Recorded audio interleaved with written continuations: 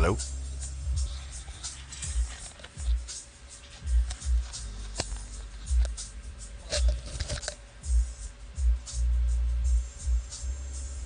Hello, Sergeant Ski. How's it going today?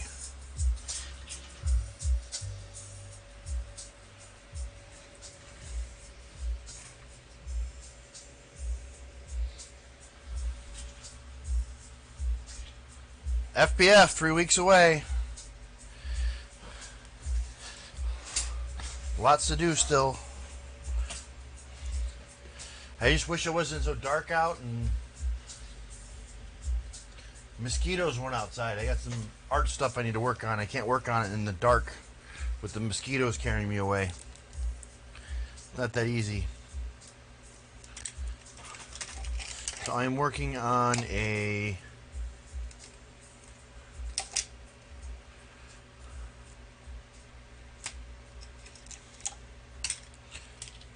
it's weird. This frame has 3 cards in it. Yeah, so I'm working on a Atari System 1 pinball board. Last night's stream we determined the issue was something wrong with the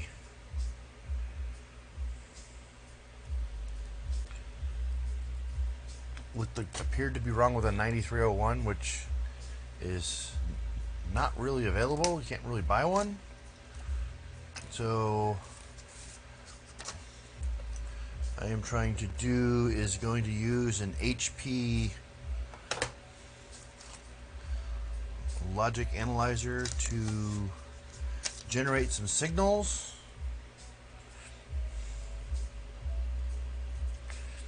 And we're going to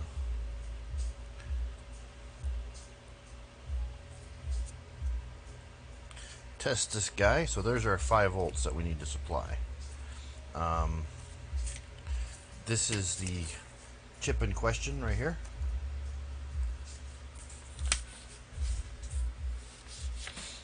So I am going to take, this is a pattern generator which generates signals. I am going to use it to generate the input stimulus right here.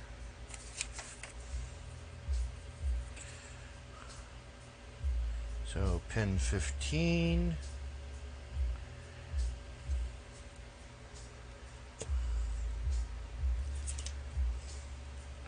Pin 14.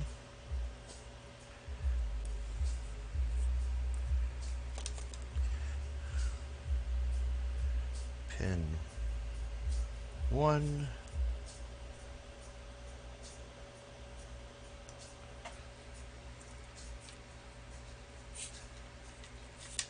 Pin 2. And then we're going to use this guy to view the data. So it's basically going to get hooked up to all the same pins that I just hooked up, so I can view the data going in. And by the way, this is probably the most overkill use of this equipment.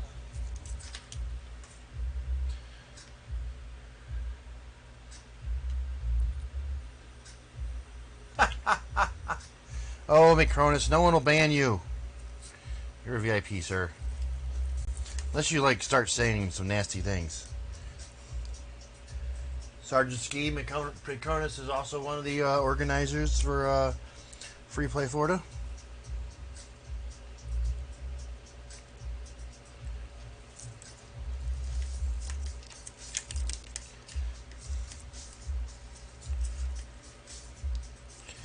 How you doing tonight, Macronus? Oh, what are you whining about over there, computer?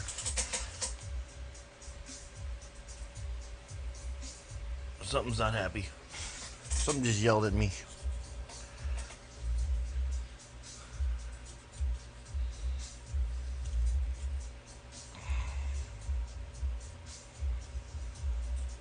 So I'm trying to test this chip from last night, Macronus.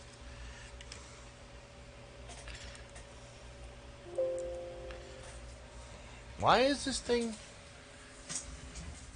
making noises at me?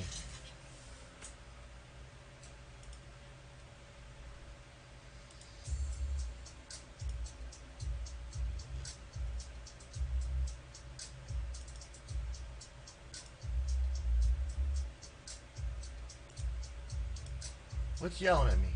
Something's yelling at me.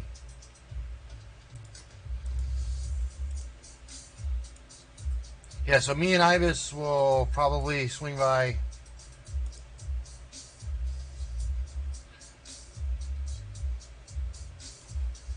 Saturday morning.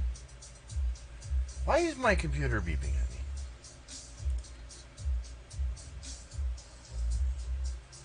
Oh, I know why. My bad. There we go. No more mouse pointing. No more mouse clicky clicks. Alright. So 0, 1, 2, and 3 are our address lines. And then these will all be our outputs. So 13 is output 1.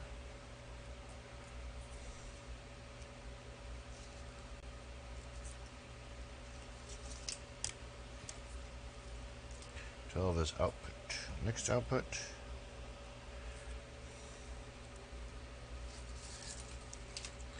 Next output.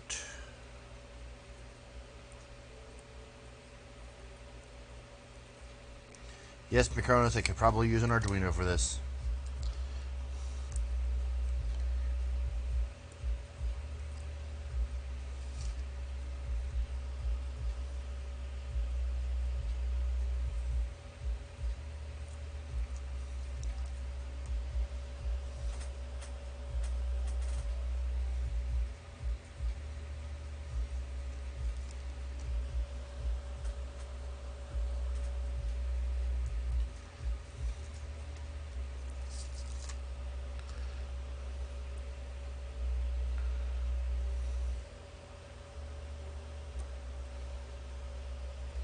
Alright.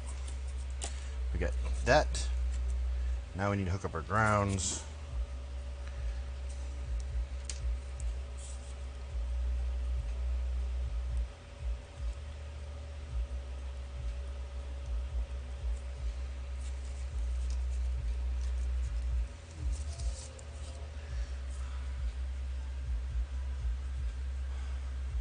One Random Fox, thank you for the resub, sir. How are you this evening? This is a quick and dirty attempt at testing this IC chip. Alright.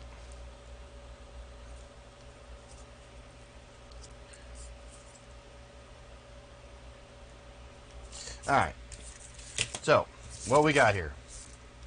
We have a pattern generator which will output a 4-bit binary number of 0000 through 1111. And it will do that 10 times. Then we have a logic analyzer which will then view the data coming out of the chip. The only thing I have left is I need to hook up power. So this guy's going to need 5 volts. So I'll need to turn on the power supply, set it to 5 volts.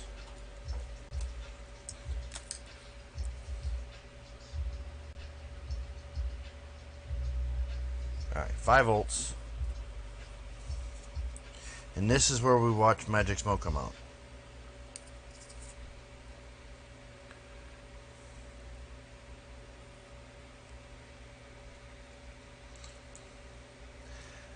You timed that perfectly.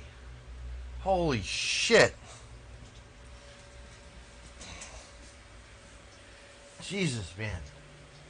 Alright. Oh, God. As soon as I kicked that thing up, I went, ah! Alright. So now, this is the logic analyzer software. And I've already set up the pattern generator. This is the sequence 0 through F. It is in, I'll switch this to binary. So those are all the possible outputs coming out. It's currently running at like super speed, so I'm gonna knock this down to like 1 megahertz, or like 4 megahertz.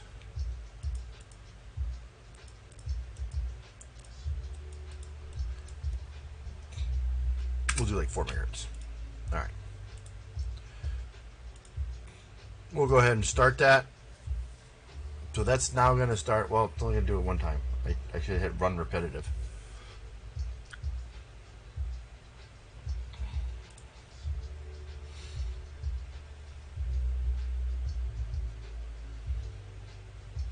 So it's initializing the pattern generator memory. Yes, one random blue fox. You're now a VIP. I'm going to give everyone who is active in the channel until I hit 500 subs a VIP probably. I got more VIP slots. You all are chatting, so I gave some more VIPs out. So congratulations, sir.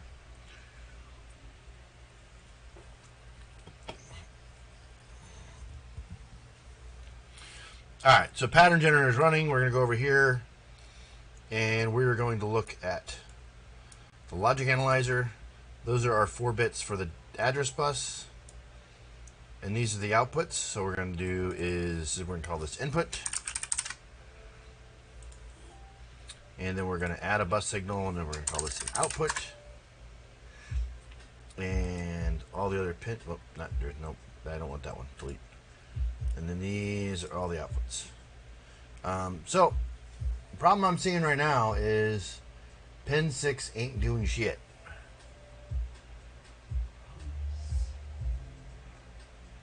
Sergeant Ski, thank you very much for the subscription, sir. I appreciate that. Are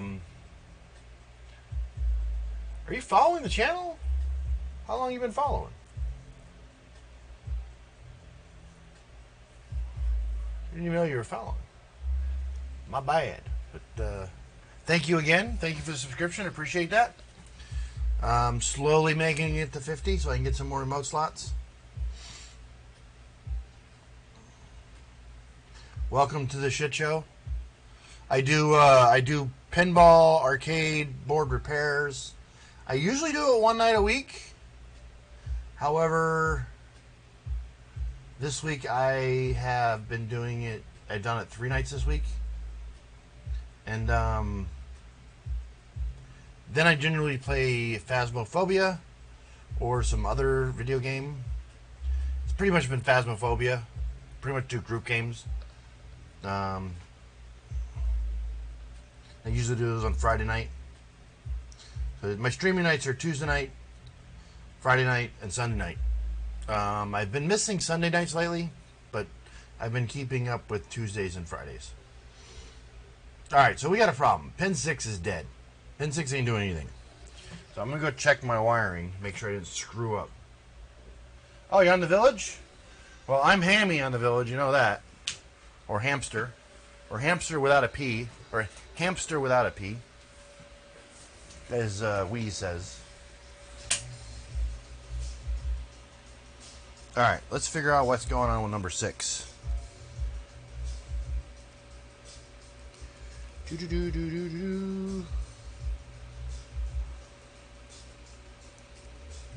Here's 7. Here's number 6. Nope, that's 5. See, there's my problem. 6 isn't working because 6 is not hooked up. Or, you know what? I've been having a problem with this lead set, and the problem with this lead set is some person mislabeled these cables. Alright, I gotta pull this cable off. I goofed up. I goofied up. I pulled a Macronus. 0, 1,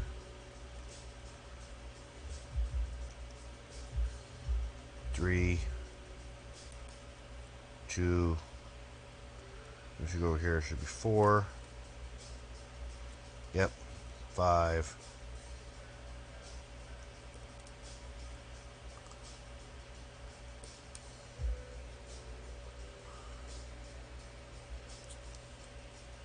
6. I'm looking for number 7. Where's number 7 at?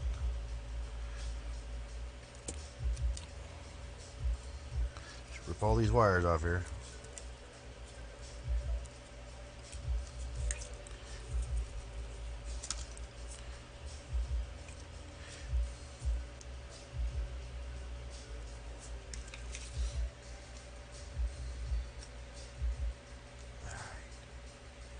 Sorry, you're staring at my back. Alright, 7's not supposed to be there.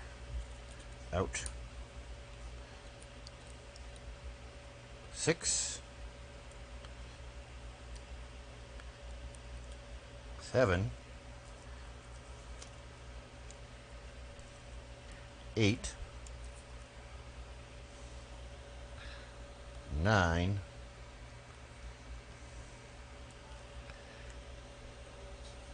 10.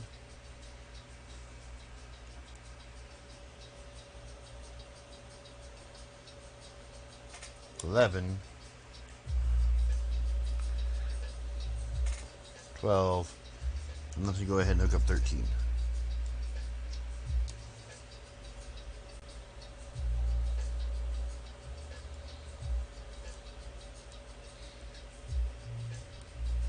There we go.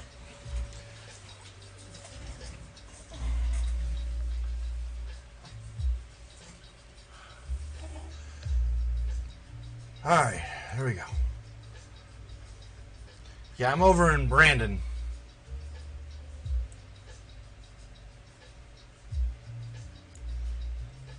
Alright, let's fire this off.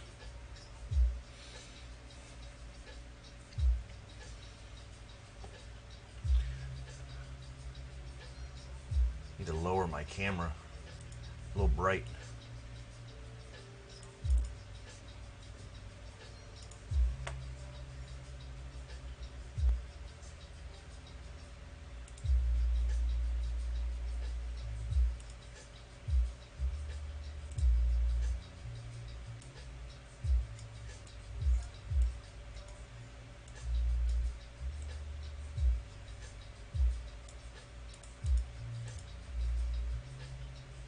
There we go. Now I don't look like a white ball of mess.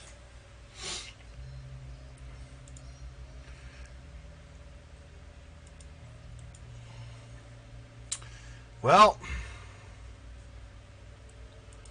that's not what I wanted to see. That is working perfectly normal. So that is what I would expect to see. So this chip is working.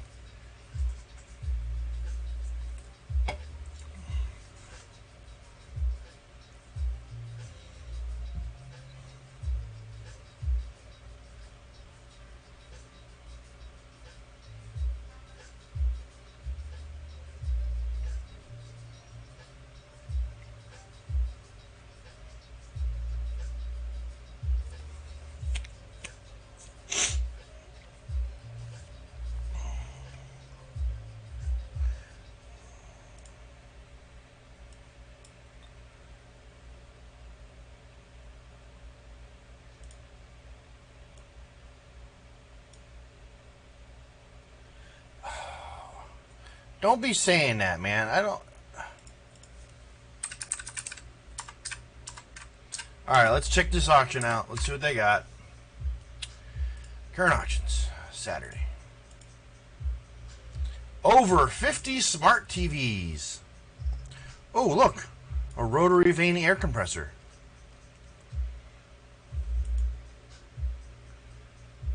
These are all probably broken TVs. Sam Club returns. I am not buying Sam Club return televisions.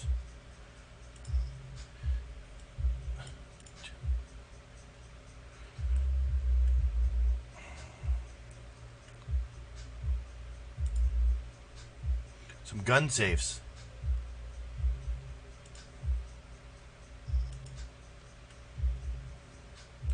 Oh, I've been looking for one of these.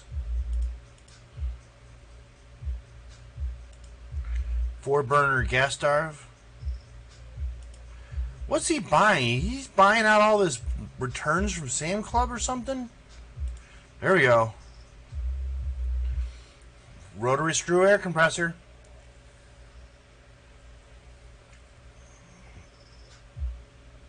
It's the original rotary vane. Well, we have a snacky machine. Another snacky machine. I don't see a soda machine though. Some fancy.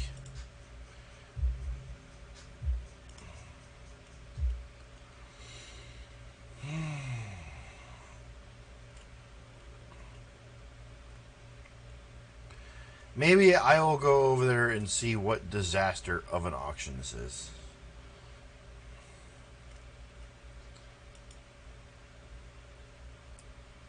How many lots is it?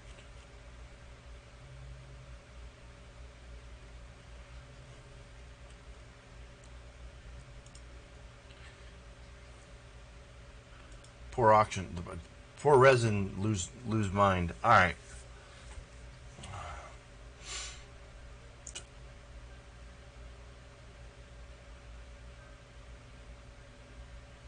Did I goof up a date of it here? 0, 1, 2, 3, 4. I must have got a bit wrong. Why does it go 0, 1, 2, 3, 8?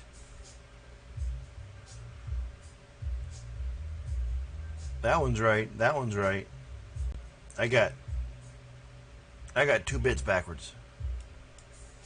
I got 2 and 3 backwards.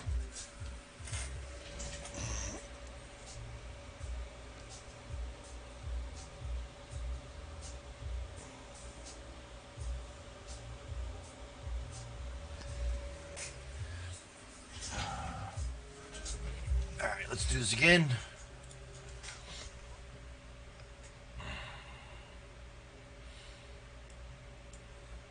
Zero, 1, 2, 3, 4, 5, 6, 7, 8, 9. 0,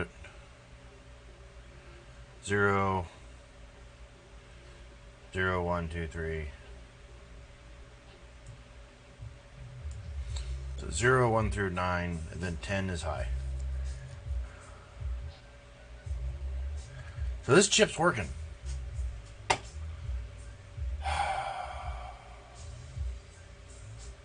The pinball repair is on Sunday.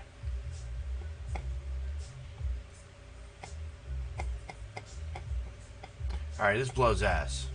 I was really hoping it was this chip.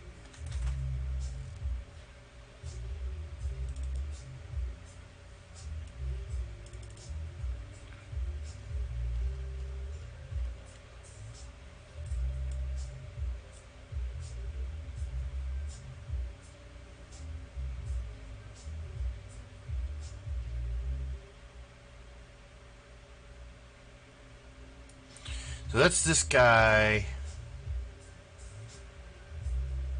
right here.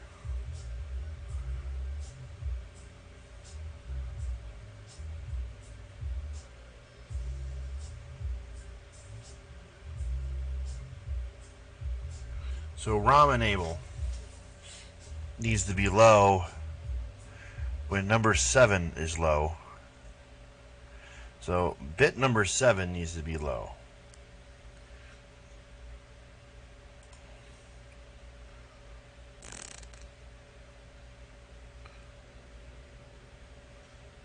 That's 737F, so it should be high, high, high, and then low.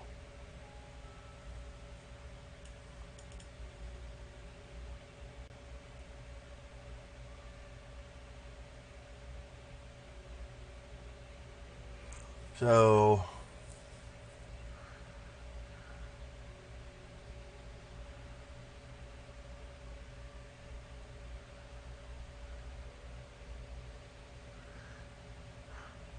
all these inputs were high.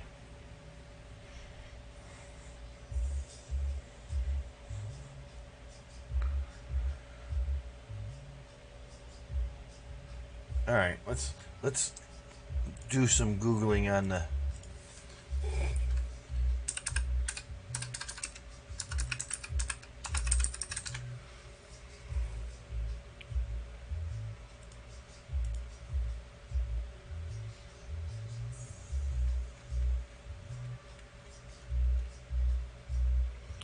So, bus available. The bus available signal will normally be in the low state when active. It will go to the high state, indicating that the microprocessor has stopped and then the address bus is available. So it was a low state. This will occur when the halt line is low or the processor is in a wait state as a result of an execution of a wait instruction. Alright, that was low.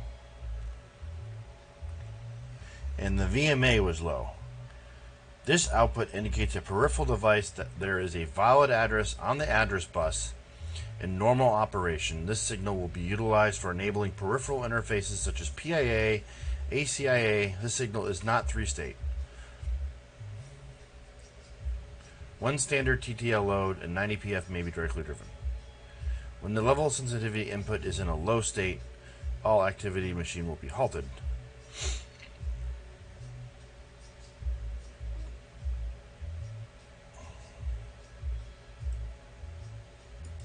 So halt is the only thing that will...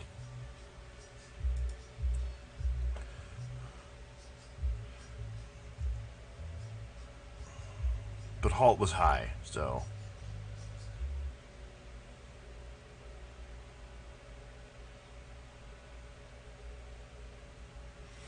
Alright, back to the drawing board.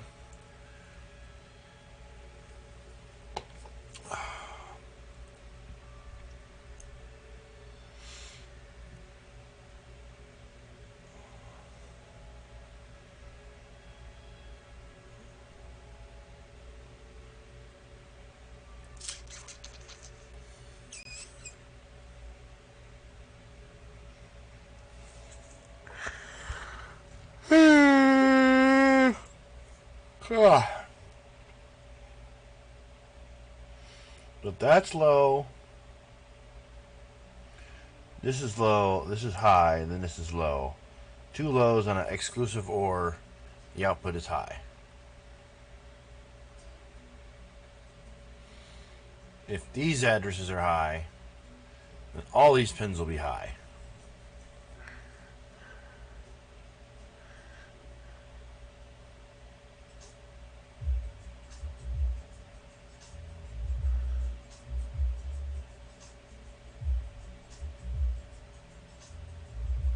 It don't make sense.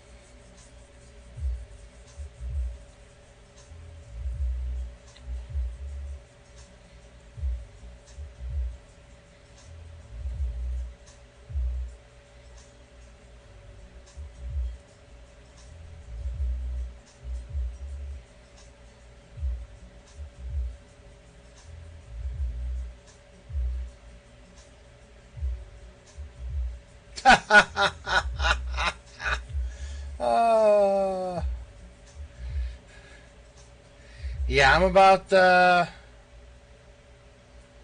yeah.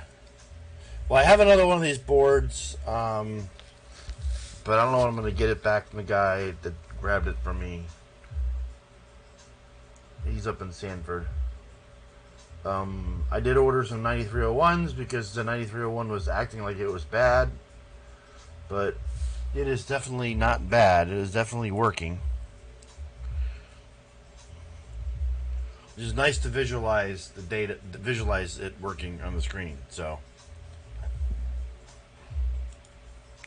I don't like it when there's drawing as they do this is they draw this gate here. As you can tell, it's a exclusive OR with a not. But then over here, they draw it as an AND with two bubbles in front of it. It's the same chip, C7, C7. It's like, let's draw it here this way and then draw it here this way.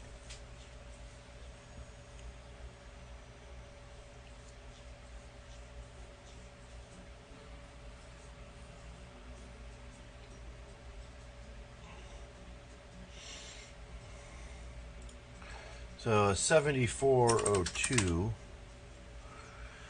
is, all right, and then we're going to go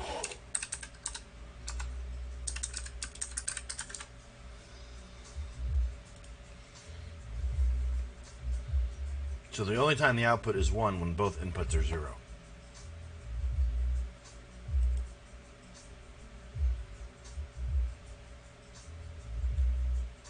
Which is what I was getting. Both inputs were 0. So that's a 0, or that's a 1, and these three addresses are 1s.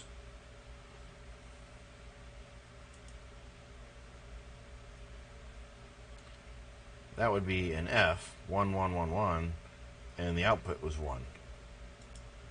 So all these are high, which is not a valid state.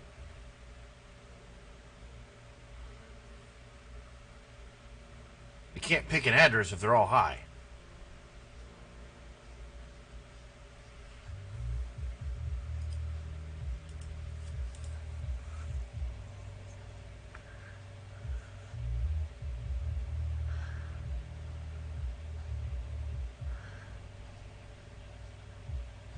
I like how they did this. D4 is an 04. They put the bubble after it, and then here they put the bubble in front of it. Like, we can't decide where we want to put the bubble, so we'll just put the bubble, like, here did it up here again. Bubble on the outside, bubble on the inside. Like, that's not how you draw a knot. You draw a knot, you put the bubble at the outside. Same as this. This is not a valid circuit. Like, we should make this a bubble here, not like Atari. What were you doing? This is to confuse people. It's a NAND. Is this a double NAND?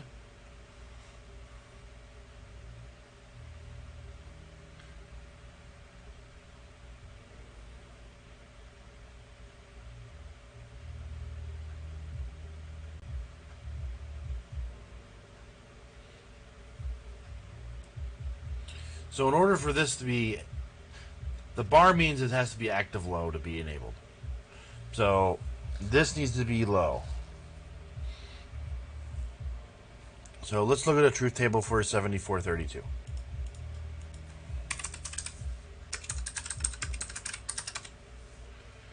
Alright, so here's our truth table for a 7402. The only way we're getting an output as a low is both inputs need to be low. If I click on the right screen. Alright. So this needs to be low, so these two need to be low. This is the clock signal, so it's pulsing up and down. This has to be low. 7 has to be low. The only way to get 7 low is this has to be low. The only way to get this low is these have to be both. 7402.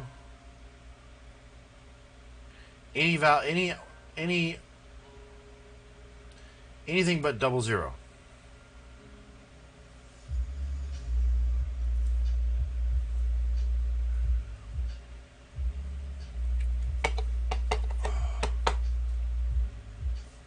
And address 3 is the one that needs to be low.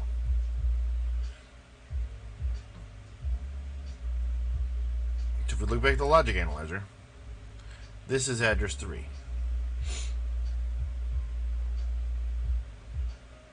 This is 7.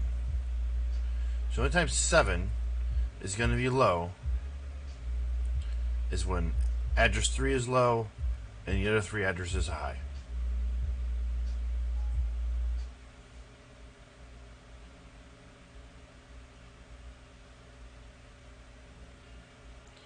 So the interesting thing about this CPU is this device's address bus is only from 0000 to 7FFF. They don't have anything coded for anything above that. Address 15 is not even hooked up. It's just floating. It's not even used. So they're only using half the available address space on this CPU. So that's why they're using this 9301. It's basically taking the first 7 bits of the address, the first bit of the first byte of the address bus, and converting it to a binary counter. So address 0 goes this way. If it's in the 1000s, it goes this way. If it's in the 3000s, it goes this way. And then 5. So as you see, it says 5 and it goes up to 5000s. 7000s will go this way. 6000s will go to the audio reset circuit. 2000s will go to switch read.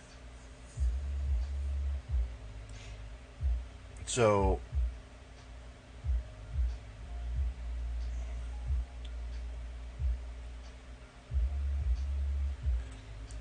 address bus 1000s.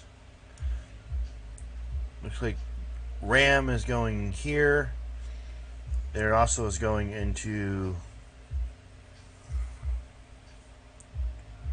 reg load. So yeah, so all this stuff here is address 1000, and they basically each bit, all the inputs are on a one bit. So they basically just say read address 8000. If it's set, that switch has been tripped.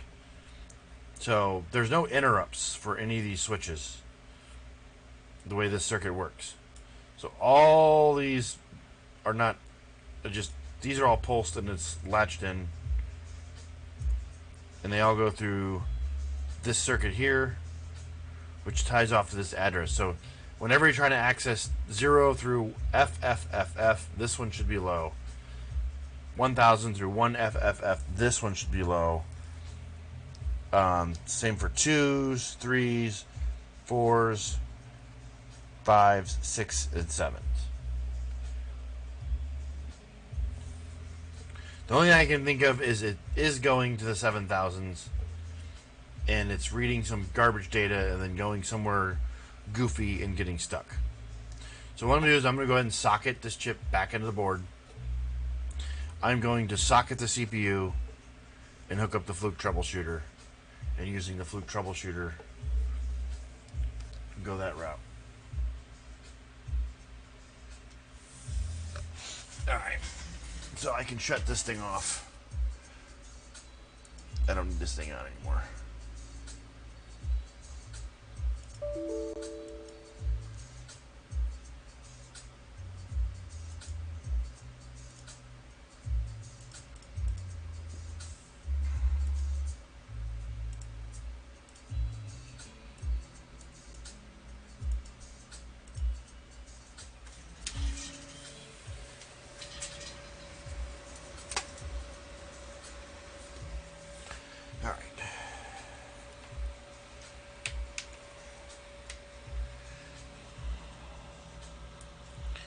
Unplug all this stuff here.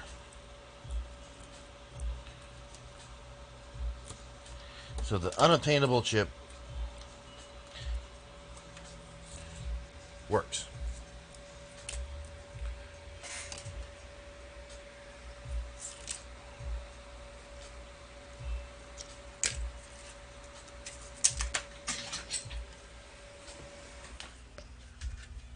All right.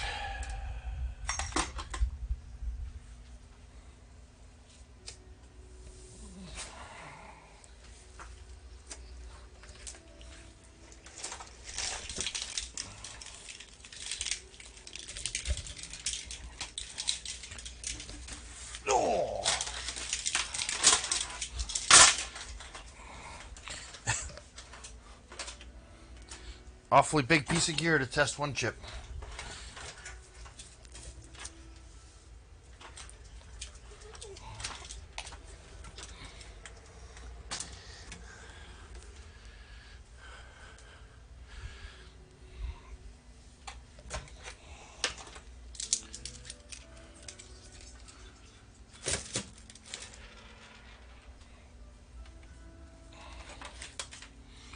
All right.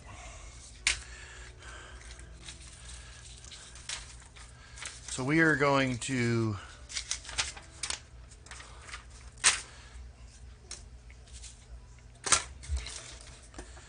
put a socket in here, and we're going to remove this socket.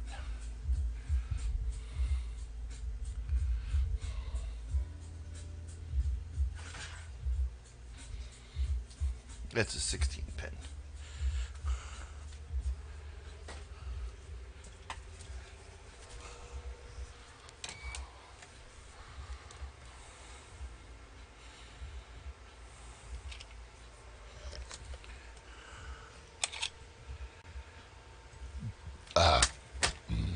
Excuse me. Hickey burp.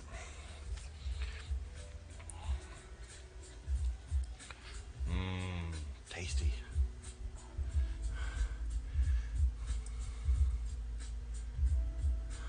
Hurry ups, I want Phasmo. Well, if we get some more people who want to play Phasmo, I can play some Phasmo.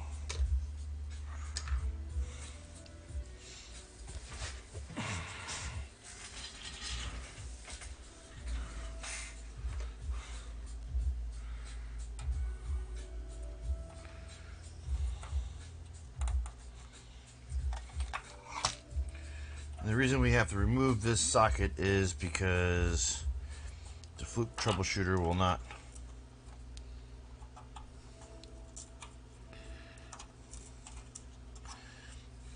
plug into it.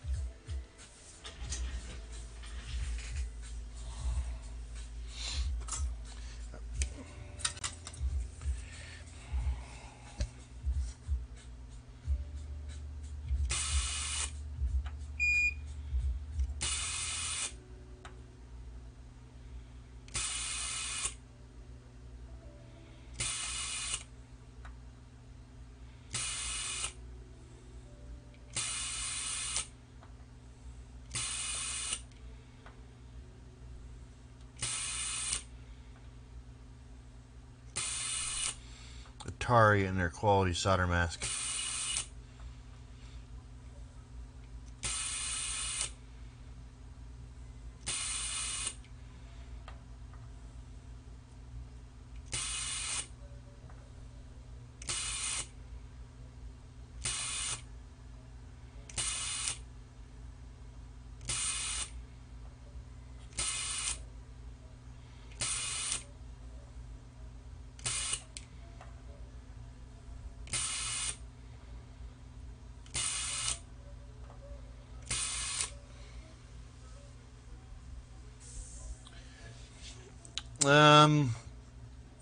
I recommend the portable unit, the FR301.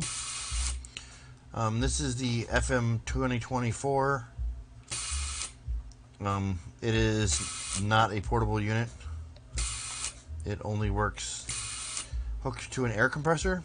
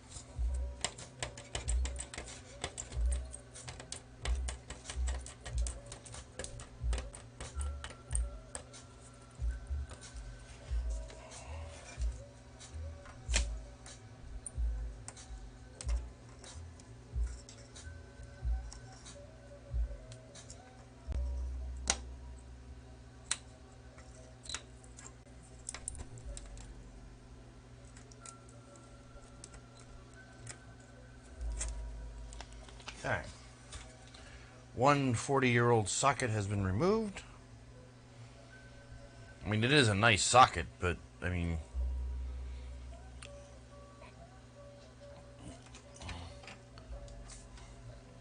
it is pretty looking.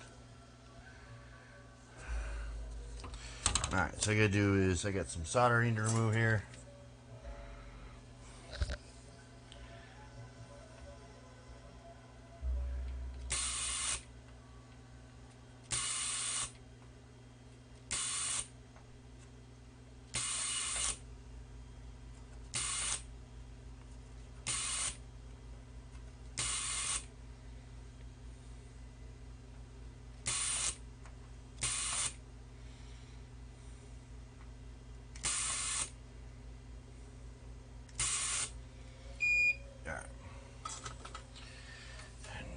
Put the new socket in,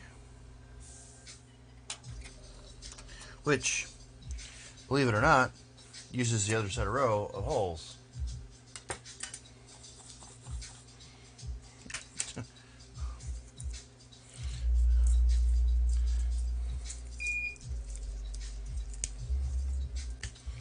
Oh.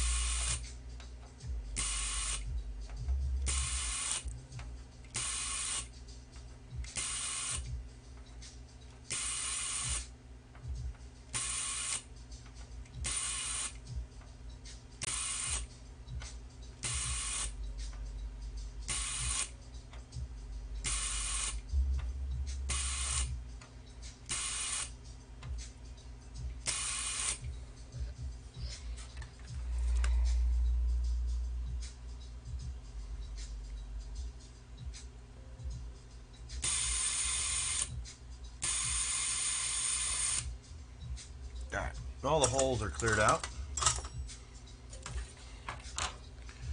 This guy in here. Doop.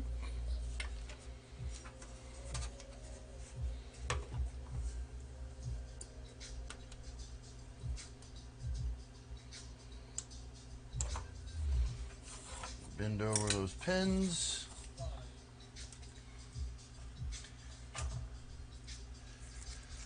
BDS Empire! How are you doing, friendo? Welcome to the stream.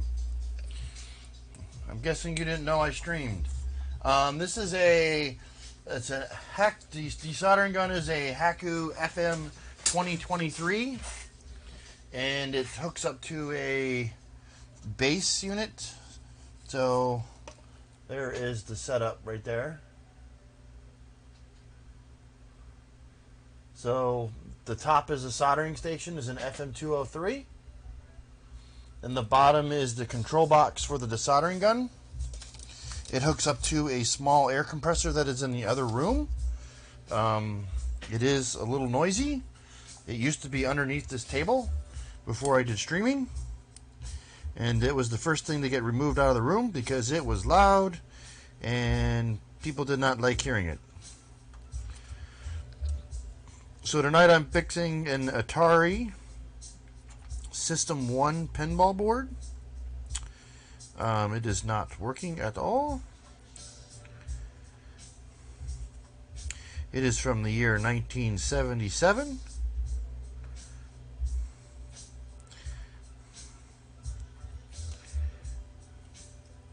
This is for the game Airborne Avenger. This is for a local collector in Florida.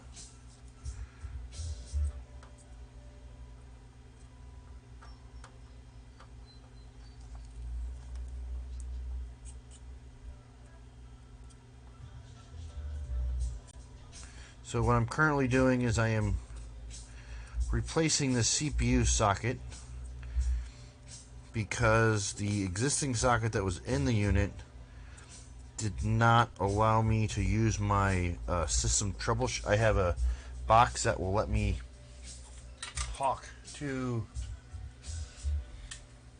the CPU or emulate the CPU. Emulate the CPU. So I worked on this board last night along with several other boards. This was my last board from last night because I knew it was going to be a headache. And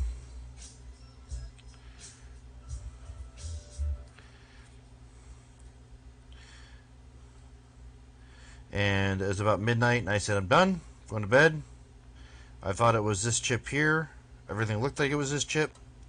So earlier in the stream, I used a big piece of test equipment to connect up to the chip and test it, and unbeknownst to me, the chip actually tested fine. So then I proceeded to get a sad panda face.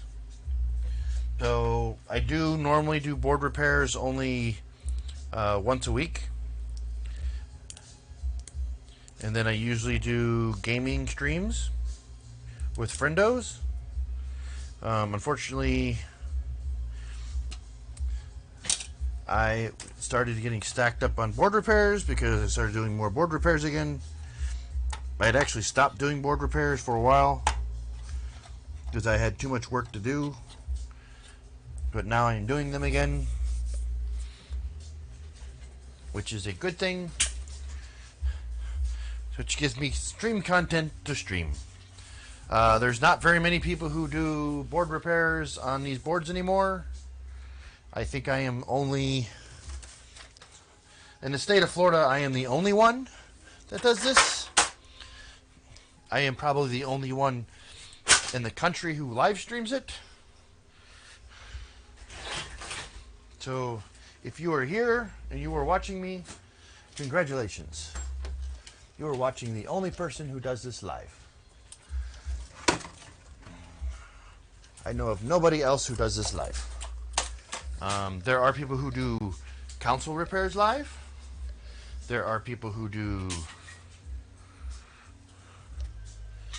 newer console repairs, which those are generally, I think it's this chip, let me remove it, I'll replace it with a different chip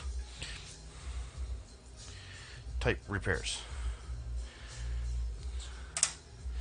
Alright, so I need to get a different socket for this guy.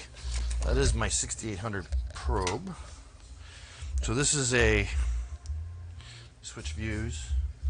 So this box here will connect to the CPU socket like that.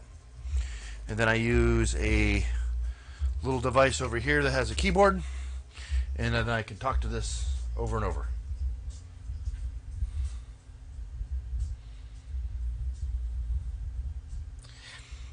Yeah, but all these sockets are all socketed. None of them are socketed.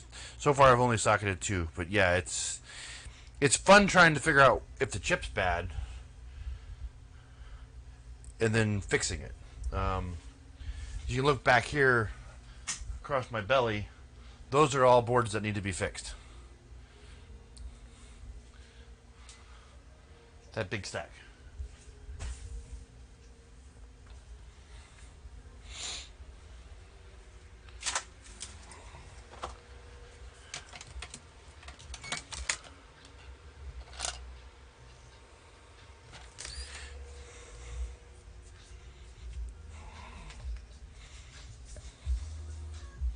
I also fix retro computers like Commodore 64s, VIC-20s, TRS Model 1s, Amigas, and the like. Alright, so this is pin 1. So I gotta plug this guy in.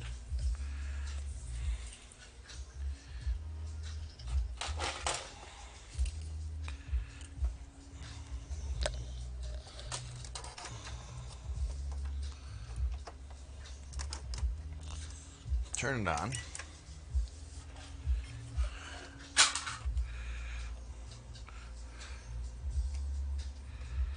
We're going to do a self-test to make sure it works. Okay.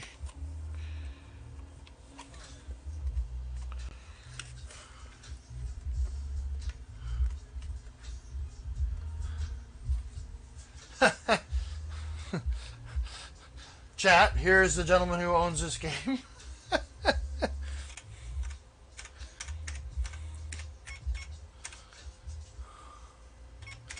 Yes, so I earlier, Vince, I worked on testing that chip outside the system, and it actually tested okay.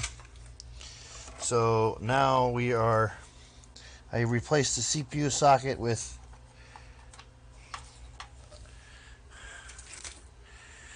a newer socket so I can install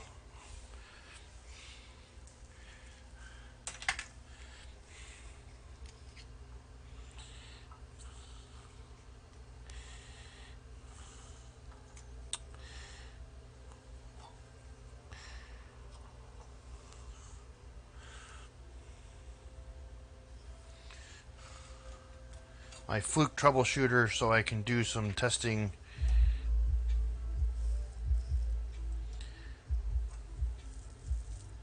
5 volts. Alright. So, first things first, let's see if we can write to memory address 0. Pod timeout. Why am I getting a pod timeout?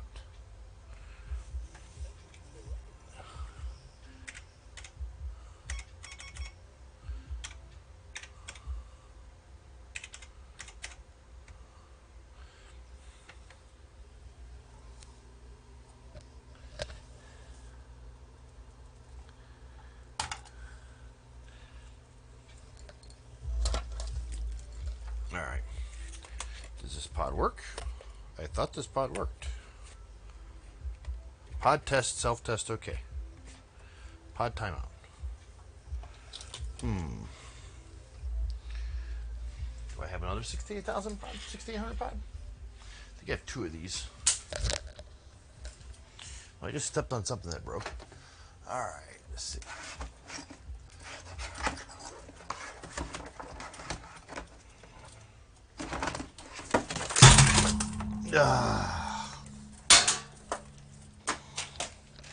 Alright.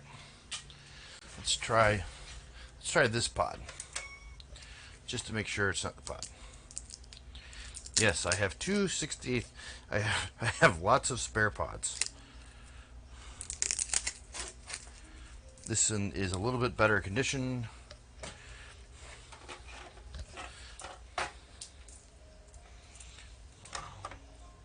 That one, I think, is pretty much a parts pod.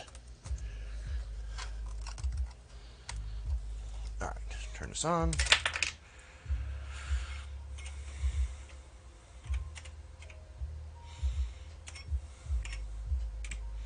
Alright. And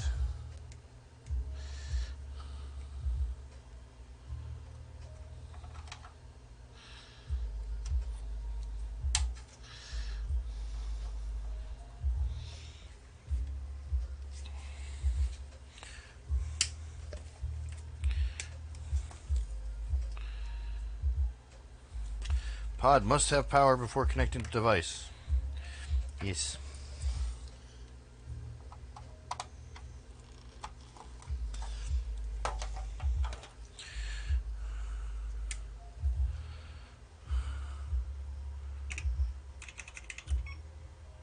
Alright, that's better. Getting a reset. So this board does have a watchdog circuit on it. I'm going to put this pod on the side over here. I think it might have an issue. Don't know. It does have an issue with the cable though. Alright, let's just put that. Just put it back on the shelf. Let's put it back where it belongs.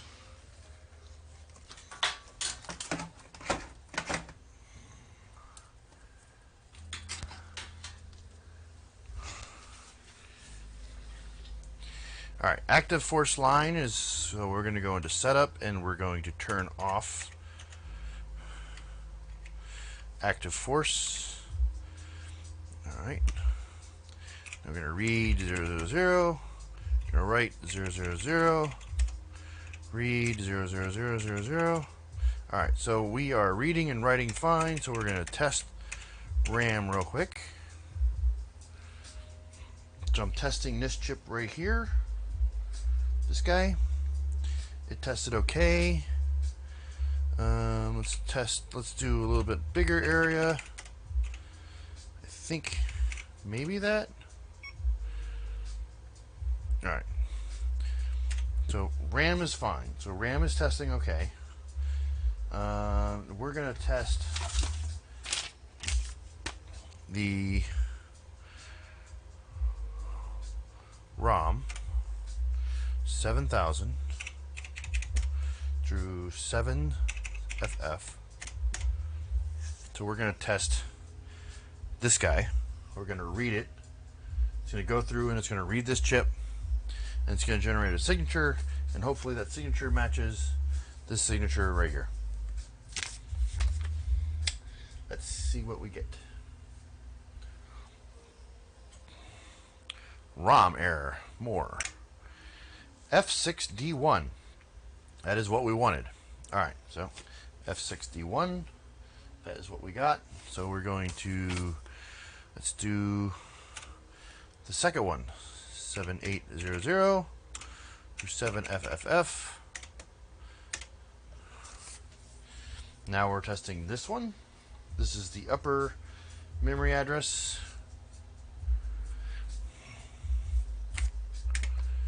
76FD. Exactly what we're supposed to get.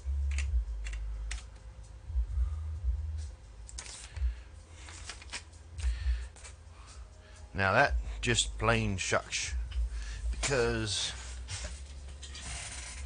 the Fluke is reading and writing the RAM just fine. It is reading the ROM just fine.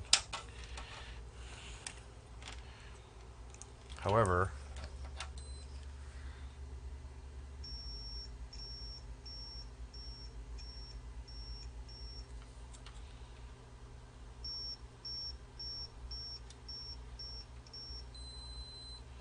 this thing ain't doing shit.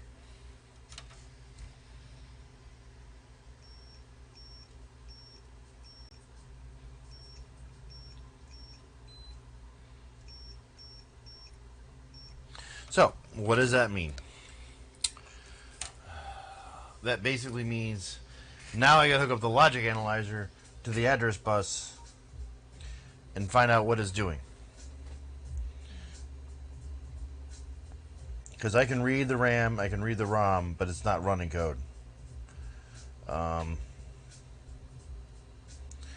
It basically starts and it doesn't do shit.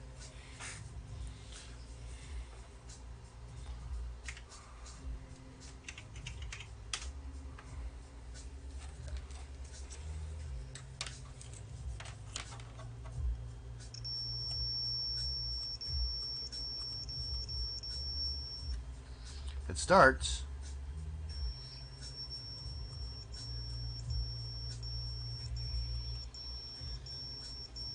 The only thing I can think of is maybe it's trying to read a switch.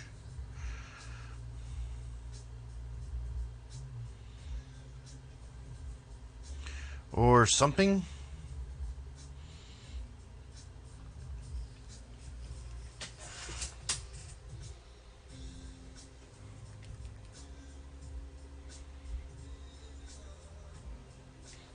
I don't think there's a theory of operation for this board anywhere on the internet. There's a theory of operation board for the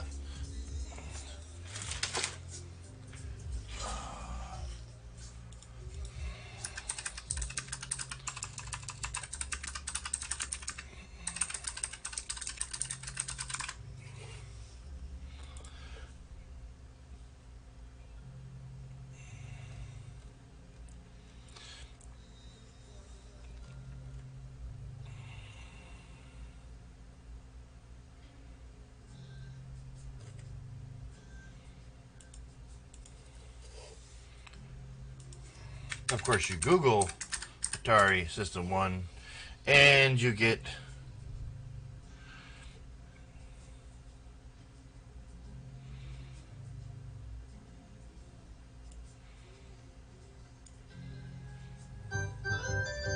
oh, here we go. We'll watch this video. Greetings, this is Artie from Artifact Electronics. So we saw the unboxing last time and things started to move into the basement. I pretty much have moved everything. There were all reasons for that. All 6 machines, kits. I mean, So we've never seen ridiculous looking sockets like this before. I don't know, maybe they got a good deal on them, but they, even though they look nice, here's one I've removed from another board. They look nice and they seem to have the gold-plated contacts, but they're not very reliable. What you're looking at here is they have the processor socketed, of course, which is a 6800. I don't know if you can see that. Let me see if I can zoom in on it, but yes. it's kind of cool. It's a 6800. It's because eventually they switched over to the bigger proms over here, which did use less power. But no, they're all using the sockets the size of a small building or garage. And Yep, sure are. I mean, with cheaper sockets, you look at them, you can kind of see that of the socket. They used to have, I'll show you a board later, but the old style, the really big crystals that stuck above everything else. And about half the boards I got had the crystal broken off. I mean, I couldn't see the forest for the trees, but the crystals were just missing because they were all stacked together and I guess got sheared off. And some of the boards actually came up after putting in a new 4 megahertz crystal. Other issues.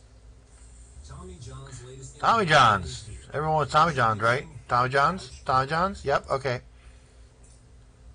Are the 5-volt regulation, which happens on the board itself. It is fed basically unregulated 5 volts, which is like 11 or 12 volts.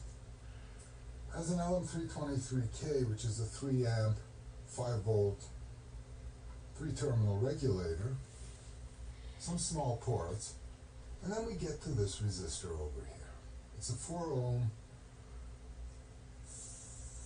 10 watt resistor that is connected to the input that basically shunts the input to the output of the regulator.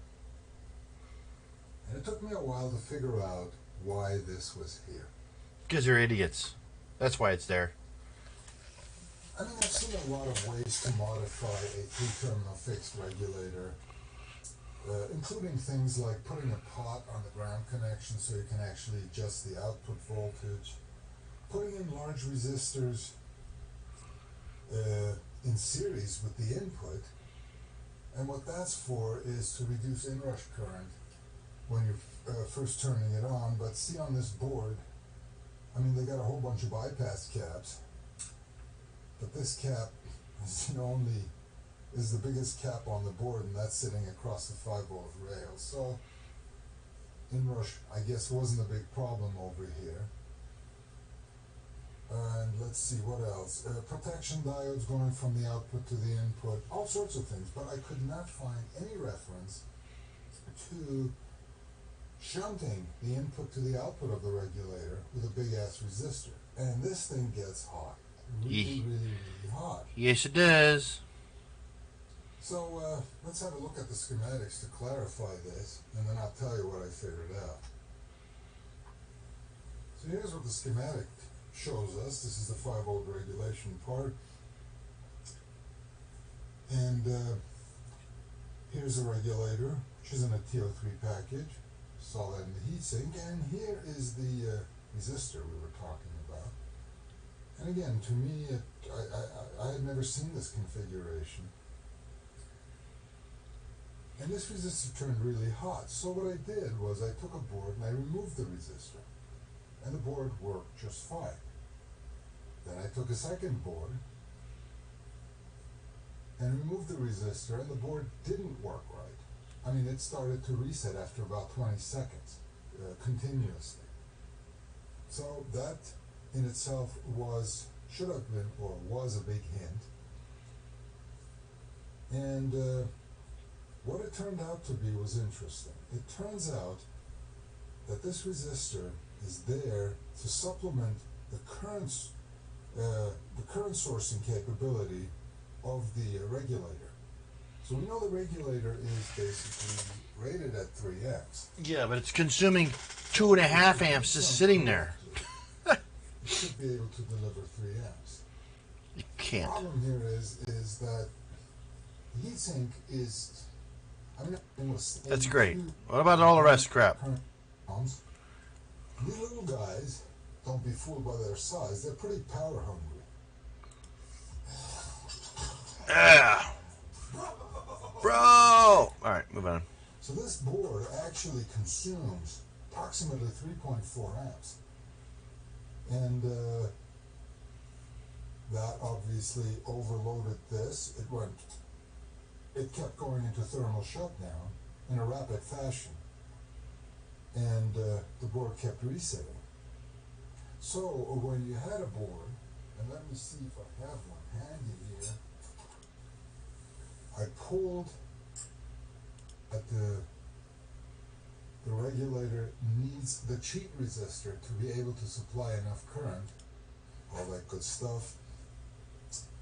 So let's see, another issue I found, here's a reset switch. And I found 2 or 3 boards where... The reset switch doesn't work. The reset switch, I guess I've gotten dirty. Stuck low. And was stuck down. So basically, the reset signal never released, and thus the board couldn't work.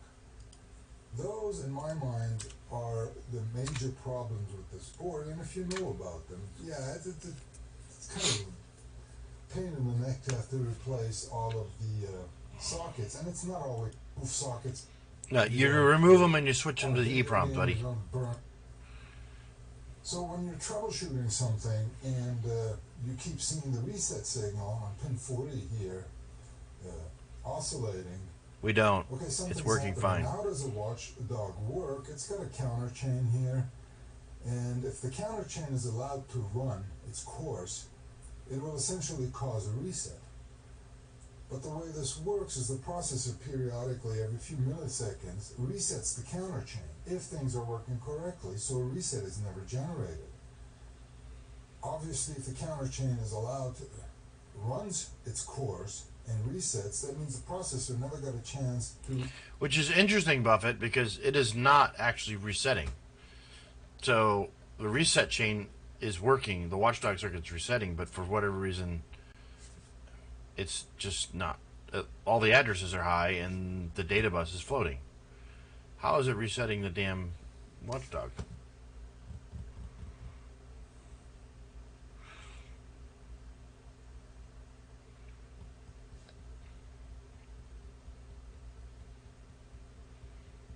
It's got me thinking now.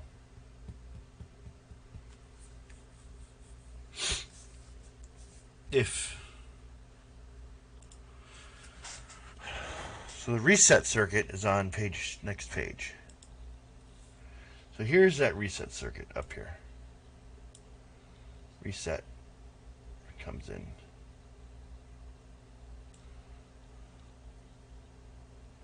Wake up reset. Yeah, I just changed out the CPU socket. So I swapped out the CPU socket. I was tested at 9301. The 9301 is perfectly fine. I hooked up the Fluke troubleshooter. It is hooked up. I did a RAM test. RAM's testing fine. I did the ROM check. The ROM test is fine. I'm getting perfectly valid addresses on the ROMs. So it is actually reading and writing RAM and ROM just fine. However, it is not actually... But when you tell it to run UUT, it just sits there. So the only thing I can think of is it's reading a switch input, and that switch input is not what it's supposed to be, and the board is just sitting there waiting for that switch. That's the only thing I can think of.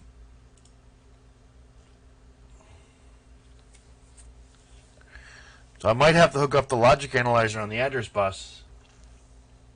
Well, so now I've used two different CPUs and the Fluke. The Fluke does the same thing. Runs UUT, and the data bus is floating. So the data bus will float. Yeah, let's jump back over here.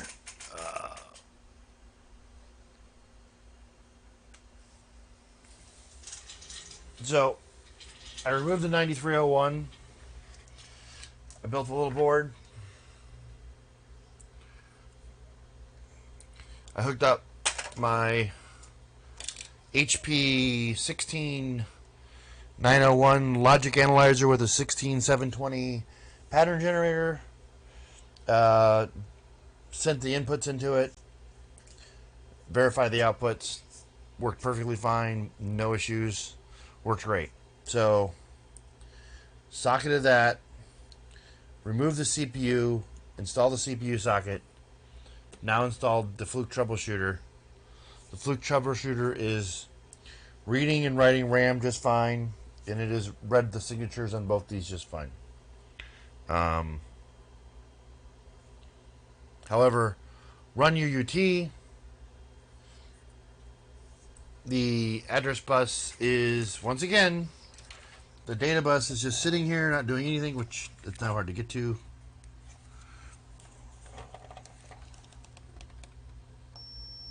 The address bus isn't doing shit.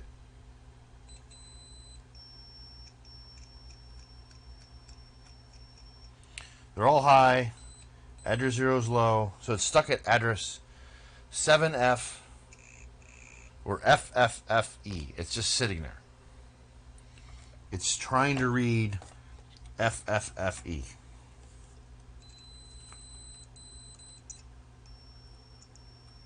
If I hit reset, it clearly resets. Setup, I'll go back into here, and let's see if we can tell it to disable halt.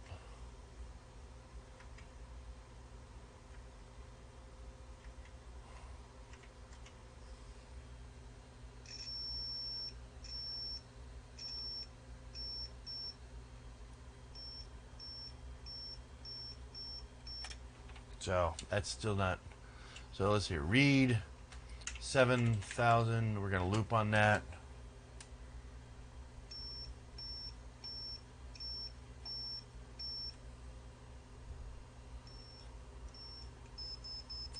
So I'm reading 7,000, and it is clearly, the address pin is clearly going low, high, low, high, low, high. So the only thing I can think of is it is booting,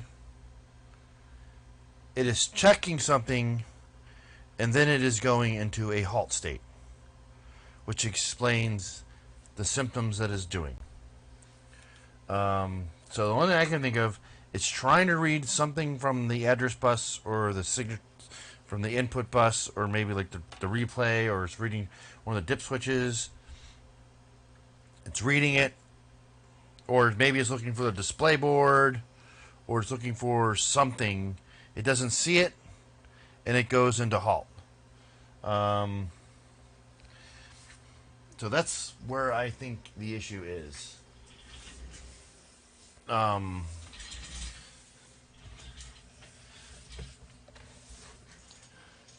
It's sort of checking something, it doesn't see it, and it's going into a halt state. The only way I can actually figure that out is hook up the logic analyzer and actually look at the data bus, or the address bus. Yeah. Or Zookeeper. Zookeeper has the Zookeeper has the same thing. If it doesn't see something on the credit board, it doesn't boot. So that's why I was thinking maybe this guy will talk about that. So let's see what he says. Counter chain, and something bad's happening. Bad ROMs, bad logic, bad whatever. Now you can disable that, but that doesn't make a whole lot of sense because if the watchdog isn't working, you already know that there's something wrong. So that's the thing. So if I go to the Fluke, if I go to the Fluke and go to setup, and I go into here and tell it, I tell it to ignore active force, so active reset. I will ignore it, and I try to read an address. It is sensing the reset. The reset is tripping. So I can go in here.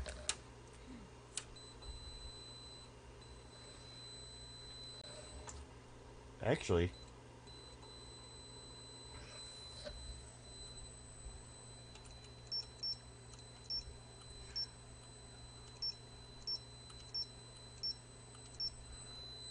I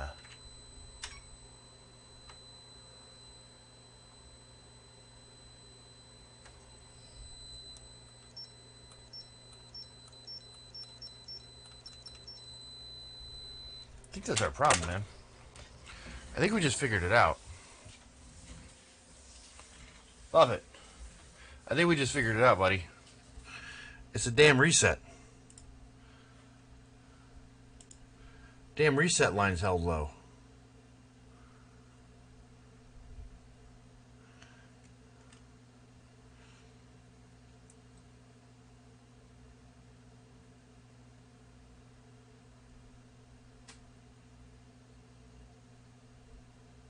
So if a high level is detected, this will signal the MPU to go into reset. During the reset sequence, the contents of the last two addresses in memory is loaded into program counter, the point at the beginning of the reset routine. During the reset routine, the interrupt mask bit is set and must be cleared. When the reset is low, the MPU output signals will be the following state: VMA low, BA low,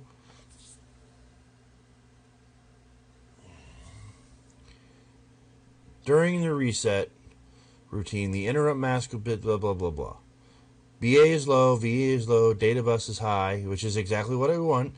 Impedance, RW's read state, and the address bus will contain a reset vector. Exactly. So we are definitely getting all that. That's exactly what we're seeing. After the power supply reaches 4 point, a minimum of 8 clock cycles are required for the processor to stabilize in preparation for restarting. During these 8 cycles, the VMA will be in an intermediate state, so devices that are enabled by VMA can accept false write during this time.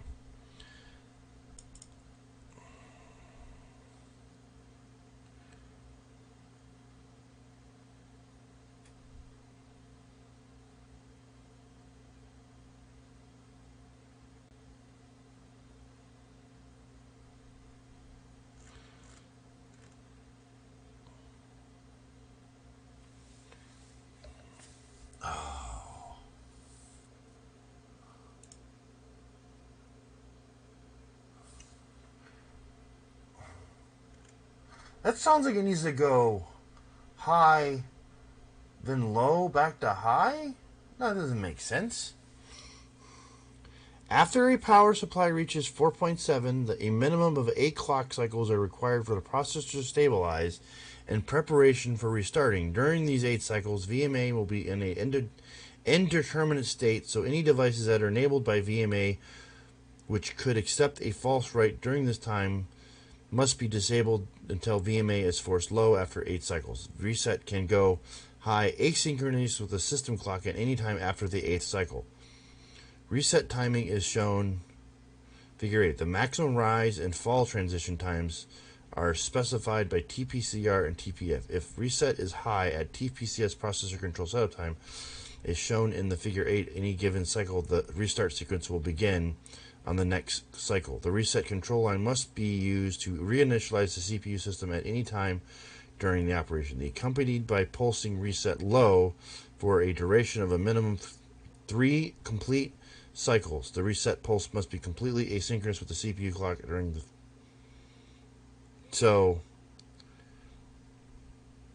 it needs to go... Like, why would you even draw this thing? Like, here's the reset line. It's low, and then it goes high. You would figure that is the reset signal. It's not.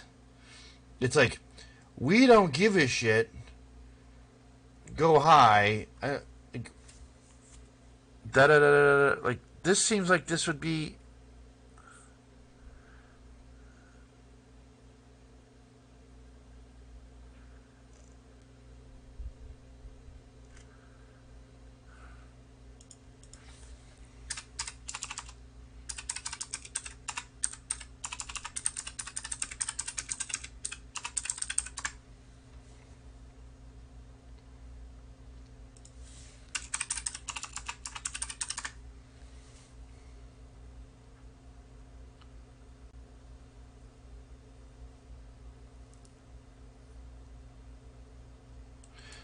Alright, here we go. It's the reset circuit. Reset done doesn't... It should go high after power on delay. So, we are not getting a high on the reset. I have been going down the wrong fucking rabbit hole. Okay. This works. So I pull this low. That feeds into here. Here's this clock circuit. DMA clock. So for whatever reason,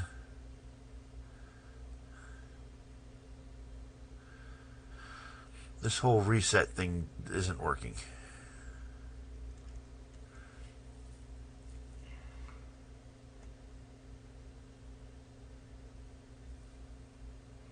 Alright, there's nothing on this page for reset.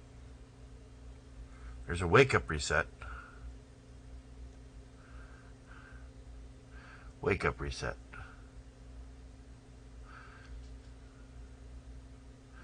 That's a counter.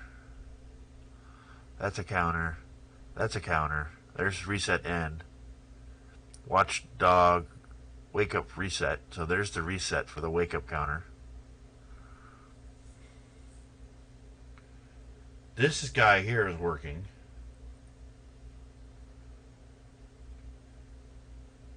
I pull it low, pull it high.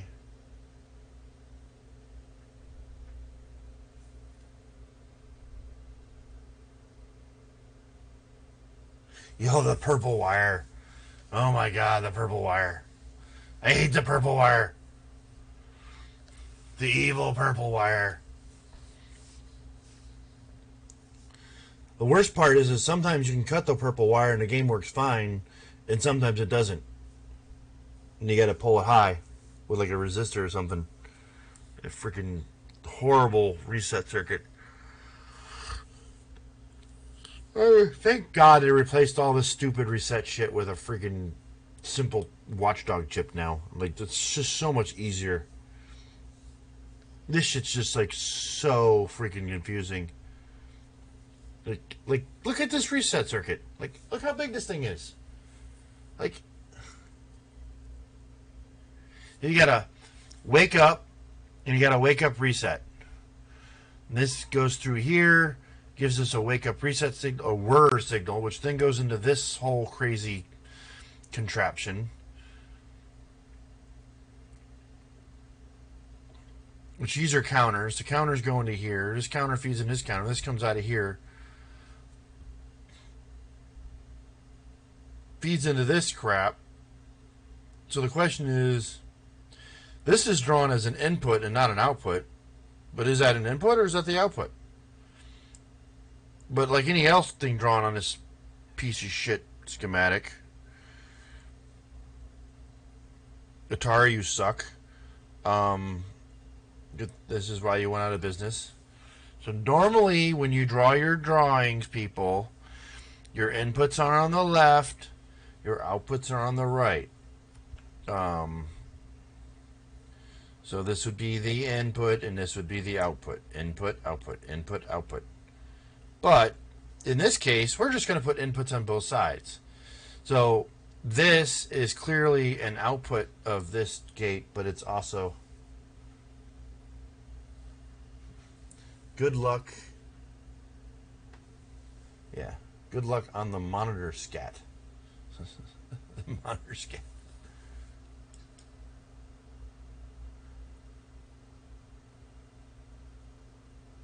Yeah. So I don't know what the, like, even they can't even use, like, this is the other thing that drives me nuts is, like, I don't know if you saw this, but right here they're using different drawings. Like, here's a 7402. It's drawn as a exclusive OR gate. And then over here, the same circuit, same chip, C7, is drawn as a NAND gate. Like, they're literally the same part, but, like, you can't draw them the same. Like, who is in the drawing department? And look at this guy. Like, that is not the correct drawing for an 08. Like this guy here. Like, come on, guys. Like, this is just lazy.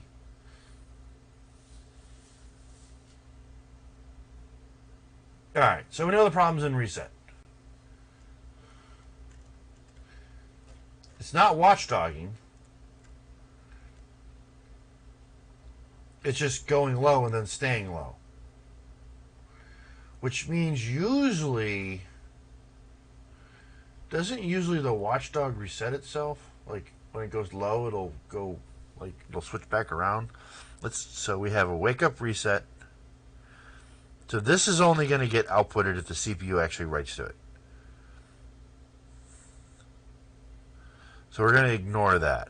So this is how it resets it.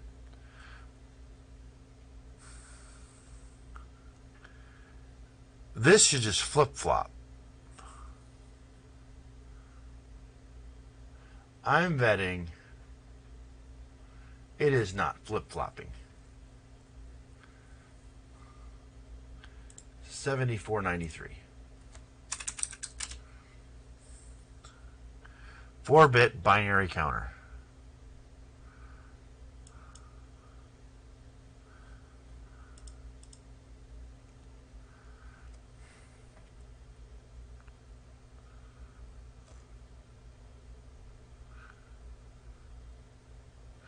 We are using a 93. That is this guy right here. Here's our counters. There's our clocks. Count, count, count, count, count, count, count, count, count. Where's our table for a 94? Can't show us table for a 94? Come on. Oh, 93. 93. So, counts, outputs. Da-da-da-da-da.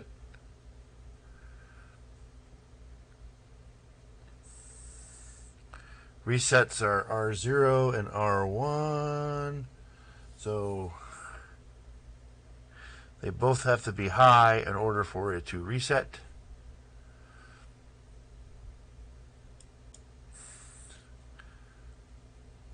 So the only way this guy is resetting is if we're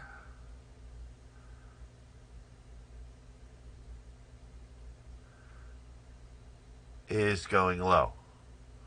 So WU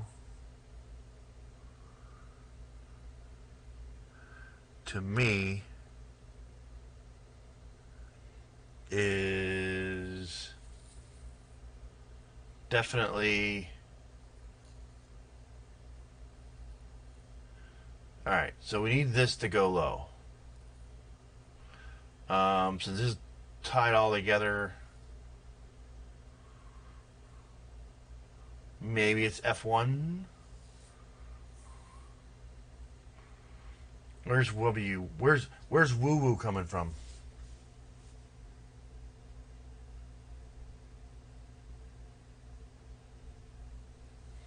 Yeah, Let me see where we can figure out where woo is coming from. Woo woo!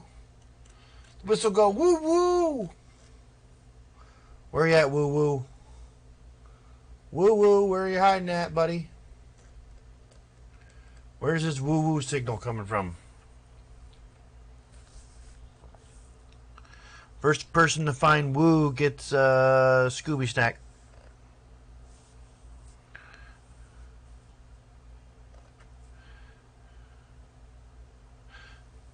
I would think the output of the reset would want to reset itself.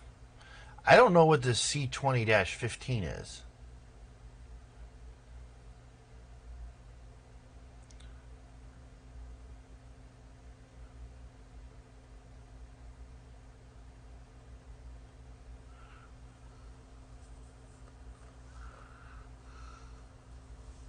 I mean, WU stands for wake up reset.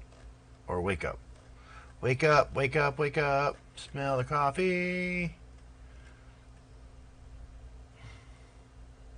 Oh, there it is, right there. WU. So WU is from the switch. That feeds into here.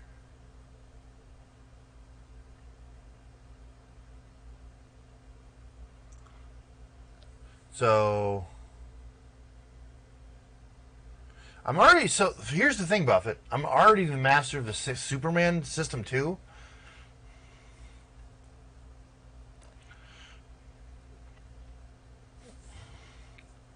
Alright, so now we're going to go back to here. So what I'm going to do, so one leg of this 11 is tied to the clock. So we want to look at pin 12 of C7. Pin 12 of C7.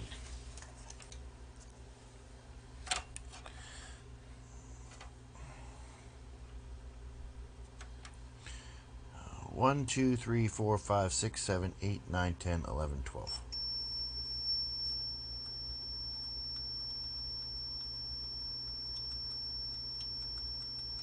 It's always high.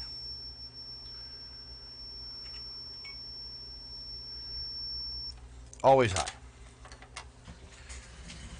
That guy is not moving whatsoever.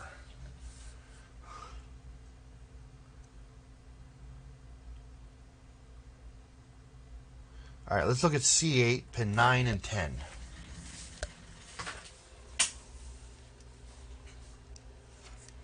C8, C8,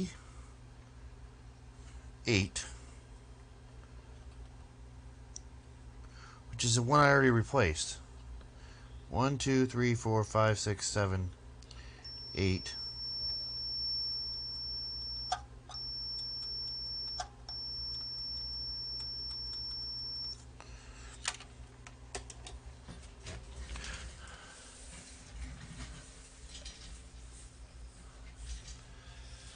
Alright, so this guy is all input high.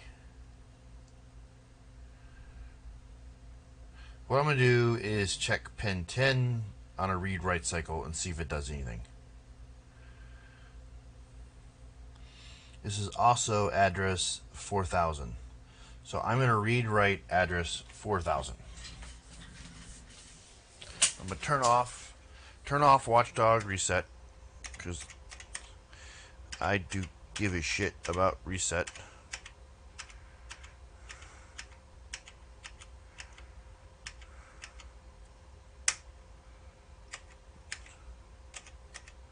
Alright, then I want to write. Alright, so I'm writing to address 4000. Address 4000 is this wake up reset circuit.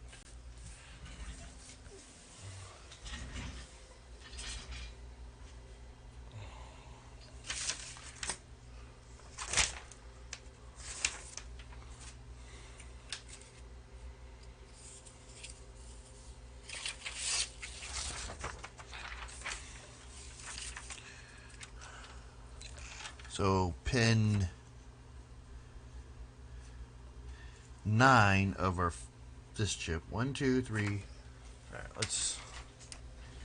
let's switch screens. Let me see what I'm doing over here. See my pretty mug. All right. So we're going to look at pin 9 of this chip, which is the 9301, which is the address decoder. 1, 2, 3, 4, 5, 6, 7, 8, 9. That is the 4000 address, which is right. That should be on same as pin 9 over here. Right. Pin 10 is the read and write. That's right. There's our output of that gate, which then feeds into pin 12 of C7.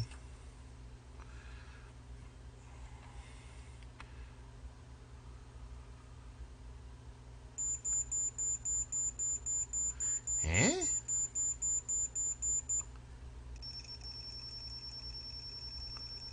That's 8 there. 1, 2, 3, 4, 5, 6, 7, 8. Pin 12. 1, 2, 3, 4, 5, 6, 7, 8, 9, 10, 11, 12. There we go. That's 12. That's clock. And that's our output of the wake up reset circuit. So I'm getting a wake up reset signal. So if I go to write to say a different address, it doesn't do that anymore. So if I write to 5000, if I write to 4000,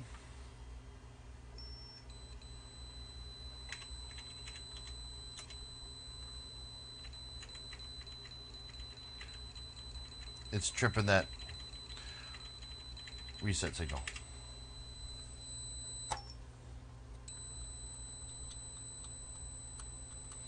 So it is low, is an active low when it's not being written to, and it will pulse high.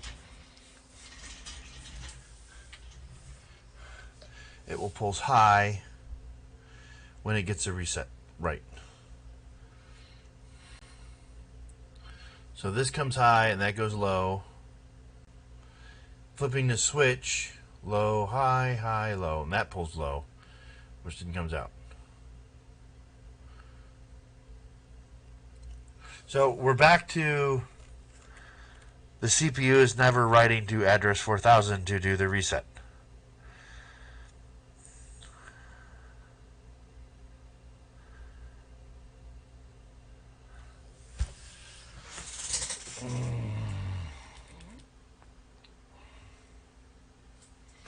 So I'm back to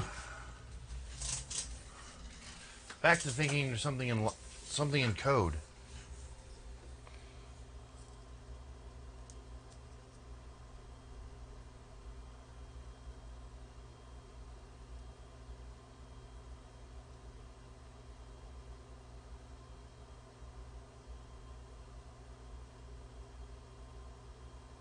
It's just weird that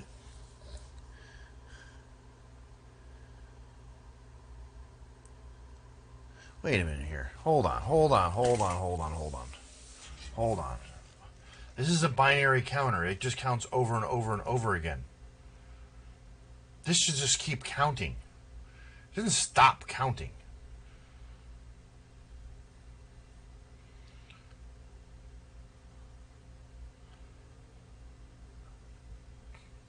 So our feed clock is right here.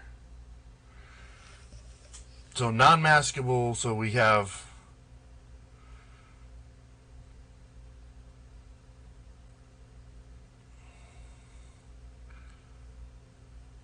a reset coming into here. So this reset here, so look, here's our reset signal as well. This goes low, this one should go low, this should go low. So these are always pulled low.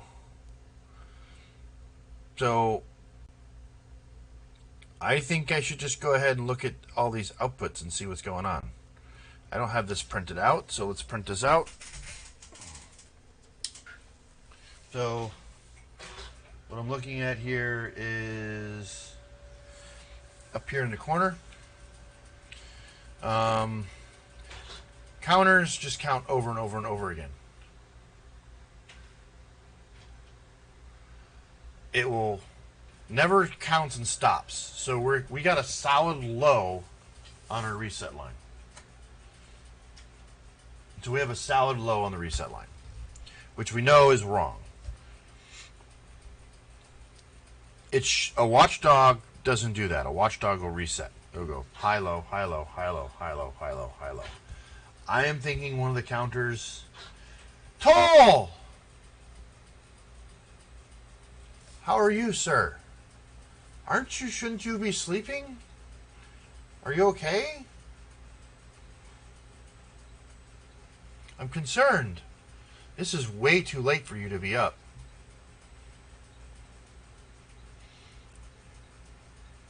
Welcome to the stream, sir. It is a pleasure to see you. I would not expect to see you at 10 o'clock Eastern Standard Time in Florida. Duty calls. I hope it's duty like work and not like poopy duty.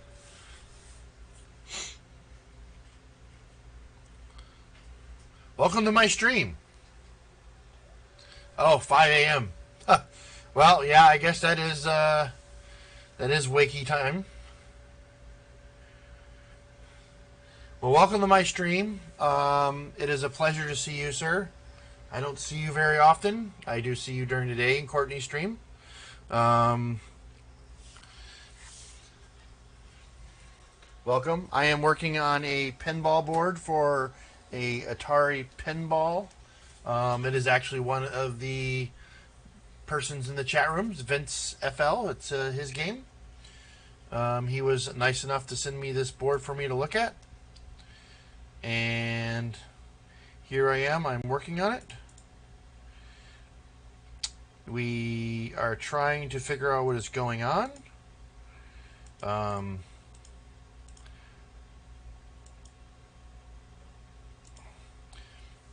We have determined, I believe there's issues in the reset circuit. The CPU is not running. It is stuck in reset. I've been going down rabbit holes for the last 4 hours. 3 hours from yesterday, or 2 hours from yesterday, and 2 hours from today.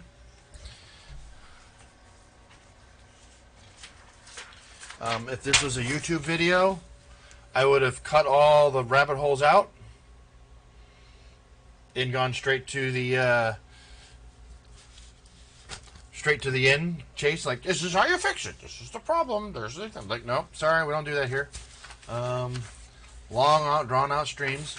But nope, yep. So I do electronics, and I also play video games. And I did win a ukulele that I maybe someday try to play. And I do own some musical instruments that I don't have any clue how to play, such as a piano. I own a Roland Juno G6. Don't know how to play it. I can play Mary Has a Little Lamb on it, and that's about it. So we're going to look at this reset circuit. All these fancy tools over here.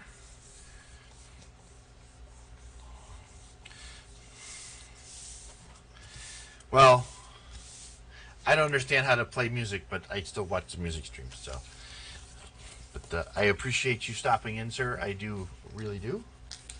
I think everyone else, though, wants me to stop dilly-dally and get my butt over here working. We do have this fancy screen over here, up there in the corner, where my hand is kind of pointing at. It is a redemption. You can redeem it. You can put whatever you want up on there. I don't care. This is an 18 and up stream, so feel free to put whatever you want on there, as long as it's not racist or misogynistic or anything mean. The strobe light will go off as well. That is an option. You can make that light blink. You can also make the other light do things. You can, so that is all interactive. You can control that whole thing. And yep. So when I play Phasmophobia, the lights are off. It's very dark in here, and people trip the light off, and it scares the shit out of me. So earlier, yep. So there you go. So earlier, Macronus flipped flipped that light off right at the time when I hooked the wire up, and it scared the living shit out of me. But yep, yeah. So there will be more. That is just my first attempt at something cool like that. So I will be adding more. I will probably be adding stuff where I can turn the lights on and off in the room. I haven't decided yet, but I might actually do one where you can actually turn the monitor off, so I can't see what's going on, so I have to turn the monitor back on. Oh, there is a squats command. You can make me do squats. The rule is, though, if you make me do squats, you got to do squats with me.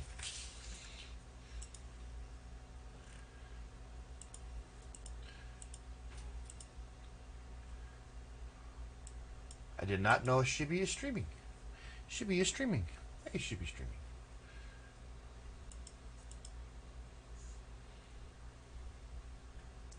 All right.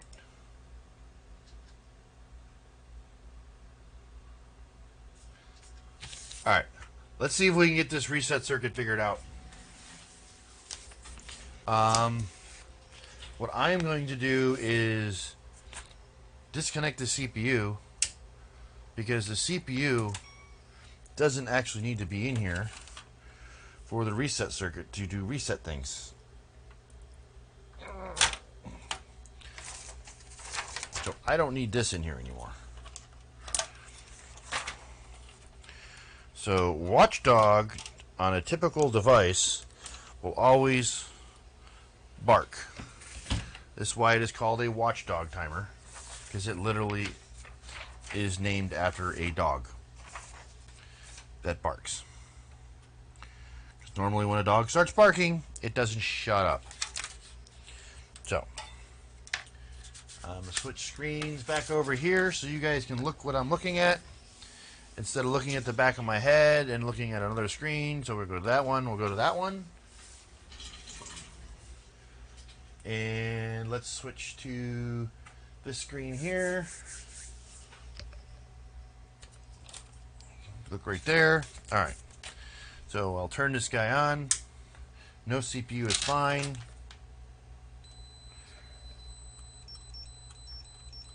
So it should be doing this. And it's not. So we're going to go over here to all these chips here. This is the most glorified craziness of a reset circuit. So it starts at A6. Starts at A6 and goes all the way down to A10. These are all part of the reset circuit. So we're going to start at the first one, and we're going to look at pin 14. Well, A6, pin 14 is phase 1.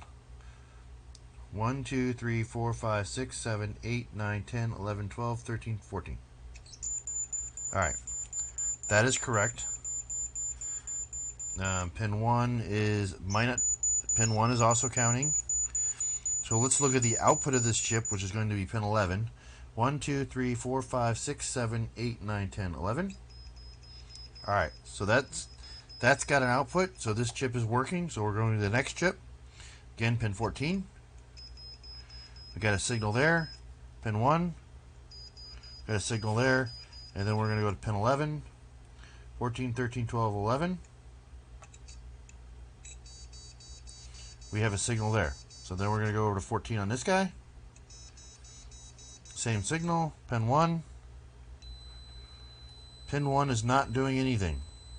Let's check pin 2 and make sure they're high. Alright, so there's our bad chip. Let's check the outputs to see if anything is going on. This chip is not counting for shit. There's our bad chip. So, let's just go ahead and double check that one. This thing is not counting whatsoever. So I want to mark it so I don't forget it.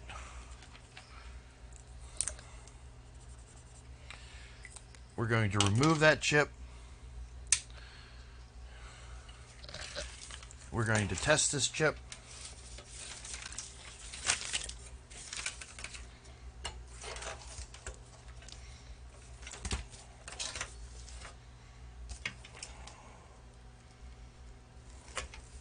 guy right here. Switch views. You can see what I'm doing. Moving a camera, making you sick.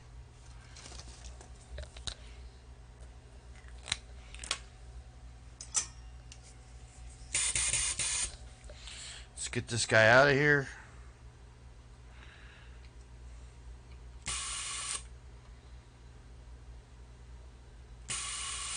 So this tool here gets this tip hot, and when you pull the trigger, it pulls a vacuum through it. So it sucks up this hot liquid metal.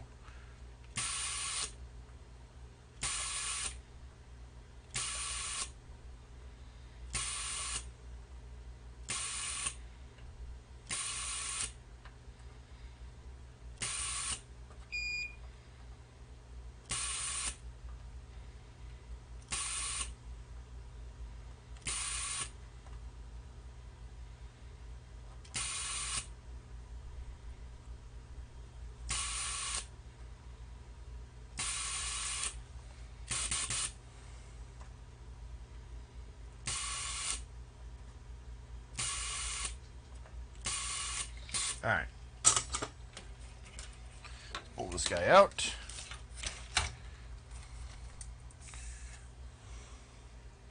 Using my patented chip puller, which is a pair of tweezers.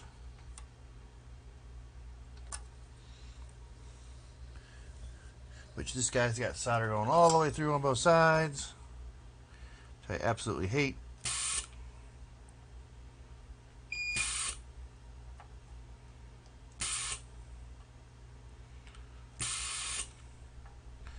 I am not going to be able to safely remove this chip. I'm going to have to cut it out, which sucks because then I won't be able to test it.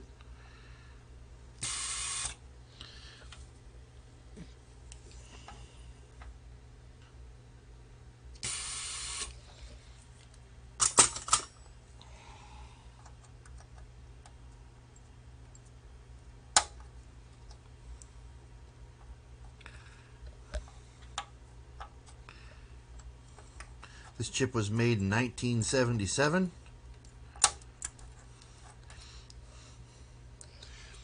Alright, so I've removed the chip. We're going to use this little box here. This will test it.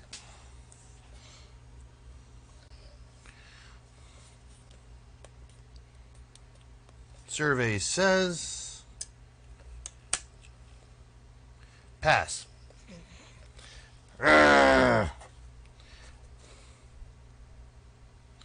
Come on, seriously.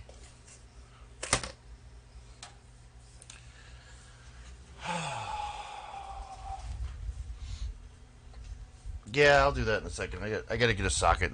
I'm just gonna replace this chip anyways. Just kind of pissed that it's not working.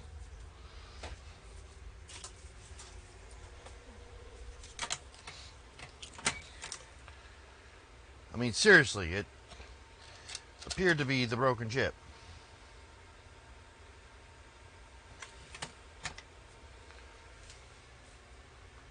Do I even have any 7493s? That's the other problem working on these old ass boards, is they use chips that nobody hasn't used in 40 years. So if I would have cut that chip out, I would have been up Shit's Creek, because I do not have any 93s.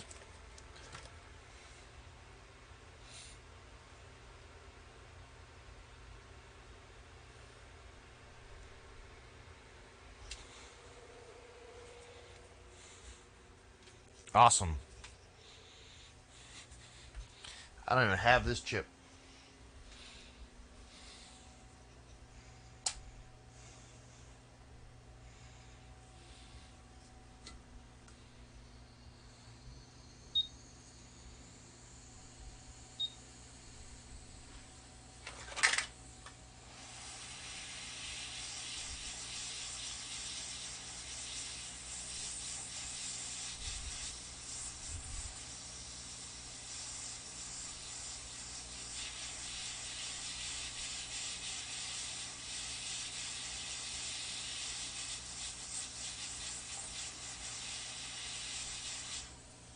Yeah, I'll just use the desolder gun.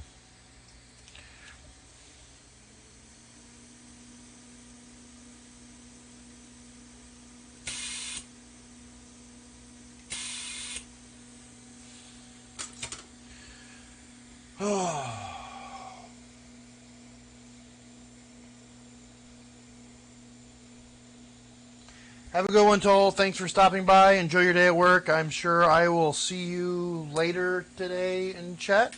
I don't know if Courtney's streaming later. I don't remember. I don't know. Sometimes I'm not paying attention. But either way, sir, you have a great day. Thanks for stopping by. It's nice to see you. Yeah, I'm gonna have to go look at this circuit a little bit more, buff it, and see what's going on. I obviously missed something. It's not counting, but there's got to be a reason why.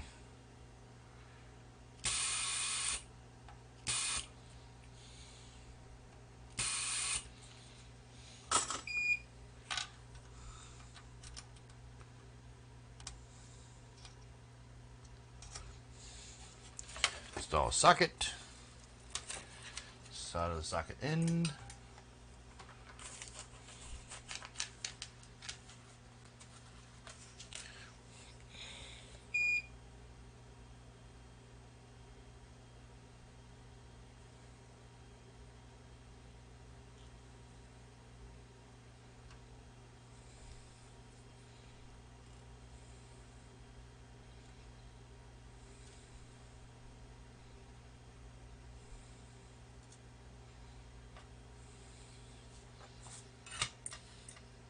Alright, so what I'm going to do is I'm going to turn it on without that chip in there.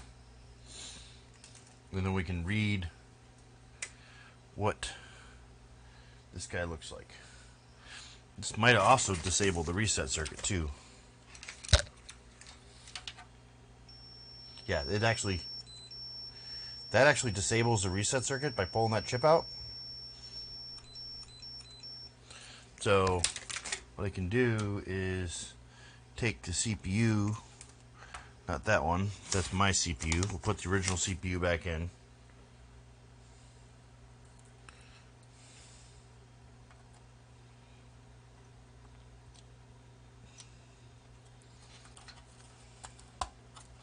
So there's the original CPU, pin 1, pin 1.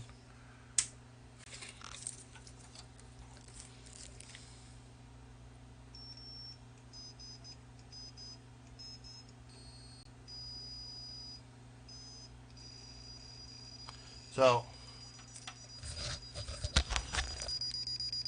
that is working. I don't have any visual inspection, but it is running.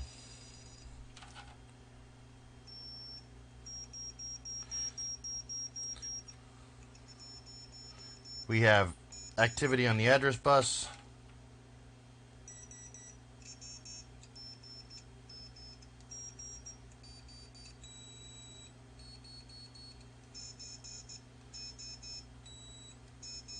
So, pulling the chip, it is running, it is working.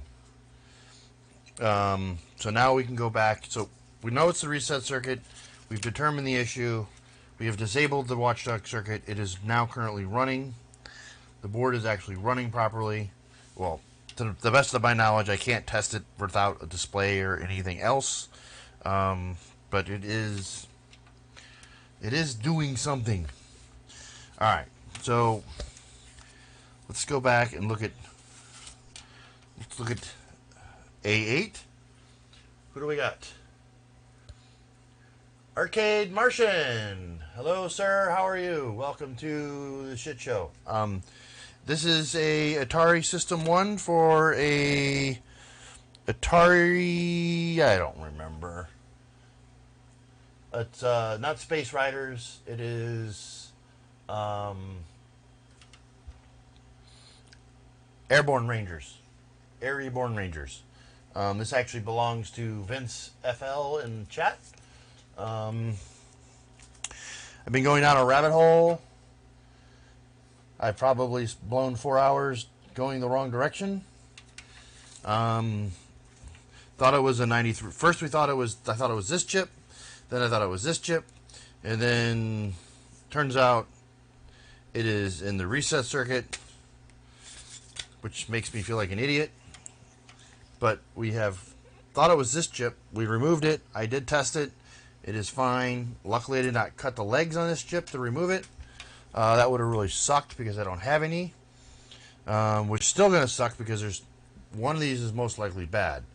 I did pull this one out. The reset is properly working now. It is not watchdogging. So I need to go and look and figure out what is going on. So the watchdog reset should still be...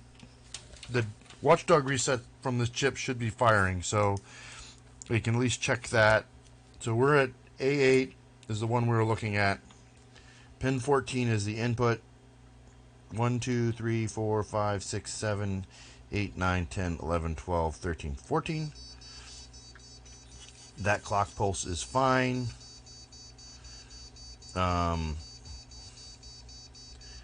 DMA is disabled because we're not having anything coming out of DMA.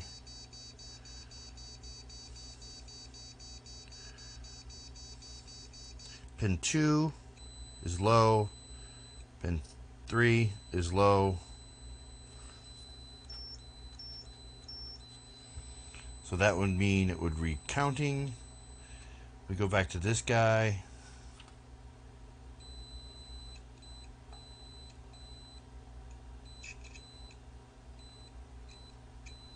So WUR is actually never going low on this guy.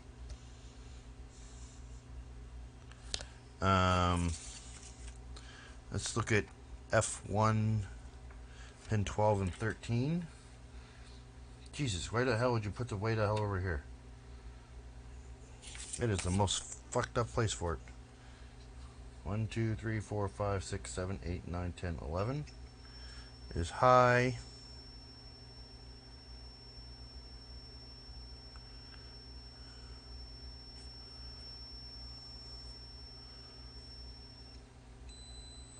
All is low, 13 is low. So this guy's working.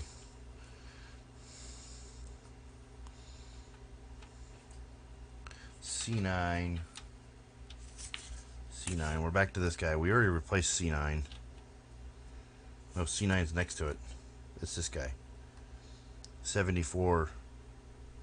14, pin 5. 1, 2, 3, 4, 5. And pin 6. Oh, shit. Alright. 1, 2, 3, 4, 5. That is a low. Pin 6 is floating. Yeah, there we go. So, C9, which is a 7414, the output of the nut gate is floating, therefore no watchdog reset from the CPU. So let's see if I have a C14 or a 7414, which I think I have.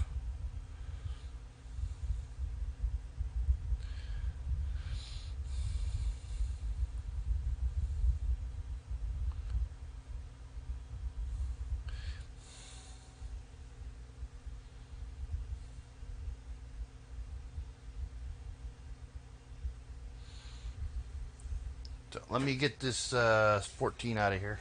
Sorry, I was reading chat.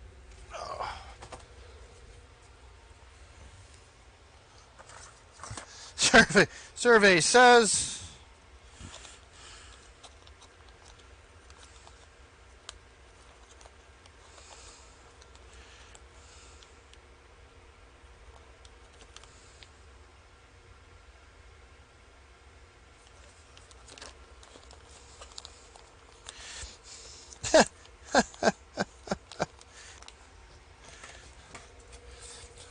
a vent. Here's my stock of 7414. I have one.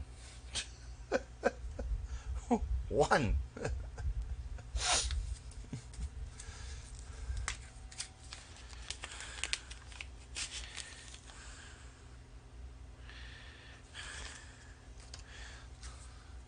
One 7414.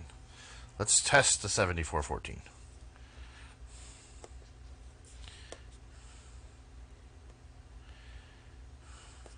Oh no, it failed because I don't have it in here.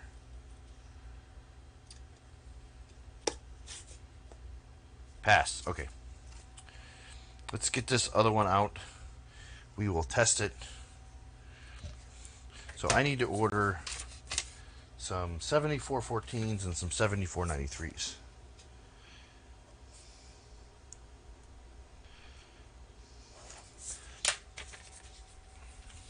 Things I need to order.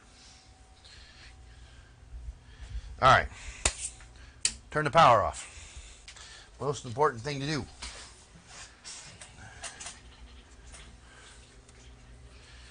Let's get this guy out of here. We'll put that guy back in a second. Actually, we can go ahead and put him back in now.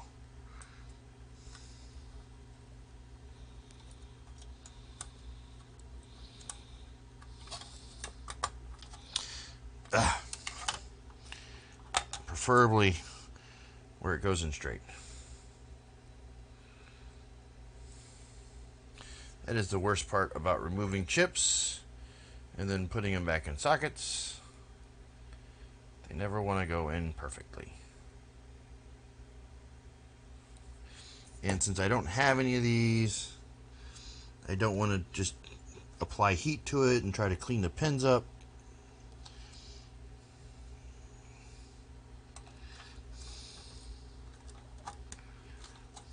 Alright, there we go. Let's get this guy out.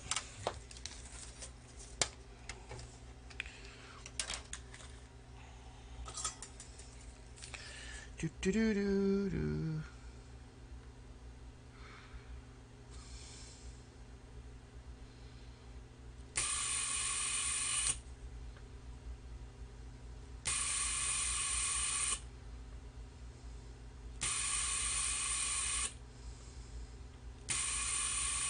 I do have a spare one of these that's coming back to me. I'm going to probably try to fix it and see if I can build a little display board, like an Arduino based diagnostic display board.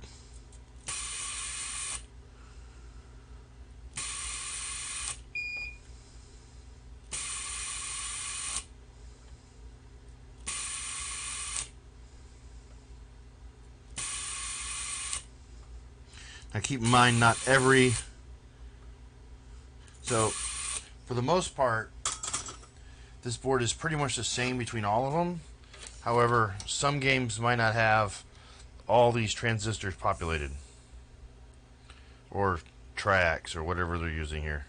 These look like triacs, or SCRs. So that's one of the things that's different.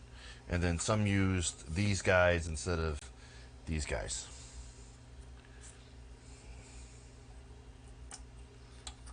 We have one pin that's still soldered down.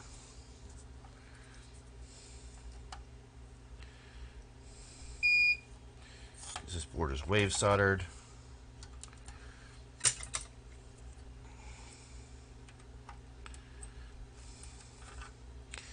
Alright. Please test bad.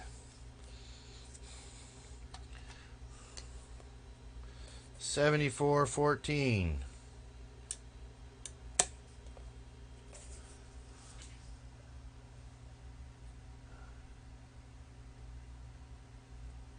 If you can read it, what's it say? You can read it better here.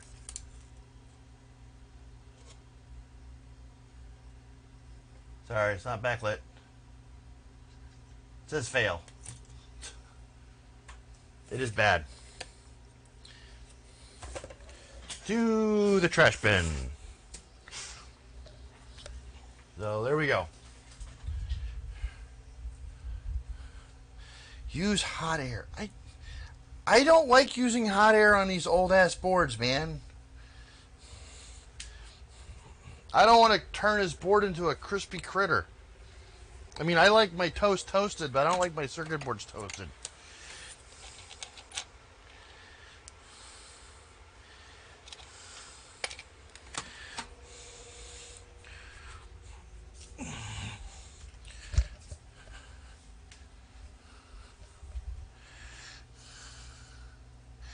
You know what I also like? Grabbing the right size socket.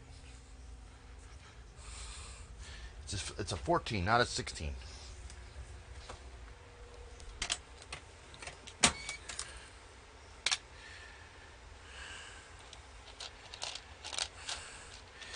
You know what else I hate? People who use machine sockets.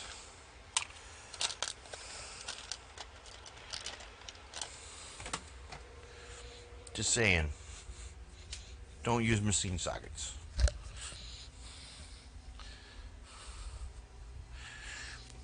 Alrighty. I dropped my wireless transmitter. Alright.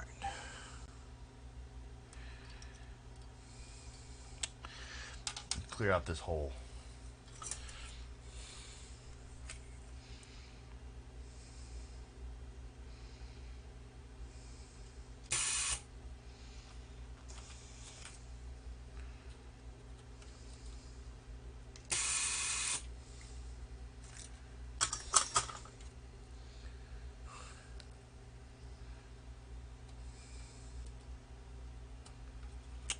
Damn it.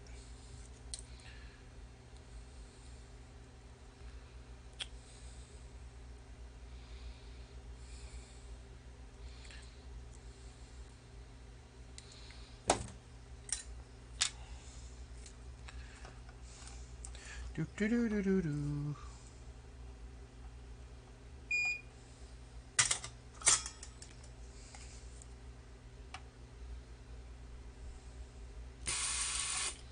Besides, I don't want to overheat any of the other chips, and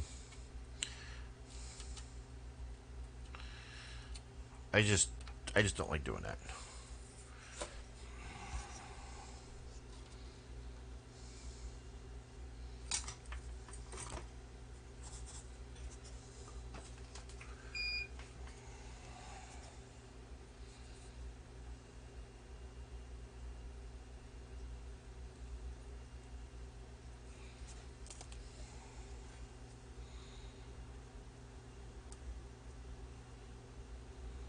Uh-oh. Houston, the sky is falling. The sky is falling.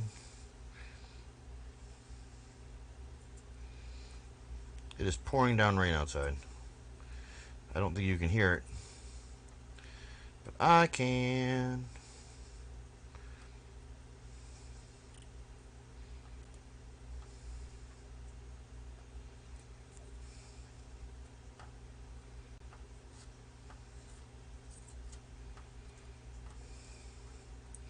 Still got to go through and clean all these solder joints up.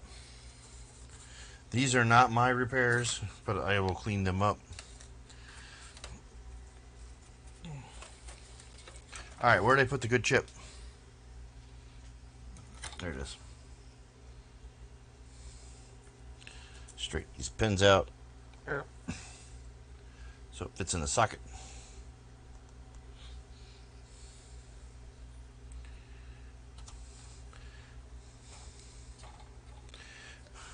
Alright. Survey says, will it boot? So we will put this on the reset line right here.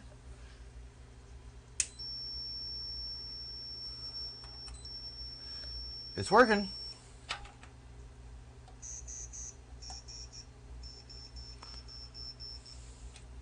We're good. Vince, it's done.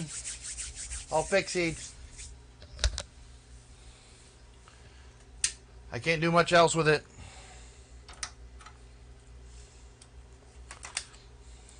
Let me know how you want me. If you want me to ship it back to you or bring it to Free Play Florida, let me know.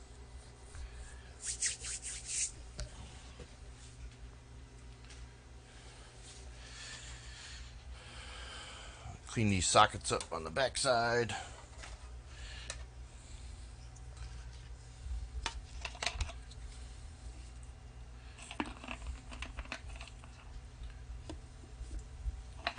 So I don't have any way to actually test it to see if it's working, but I did verify that the ROM addresses are correct. The RAM's testing okay, and the game apparently is running, and it is no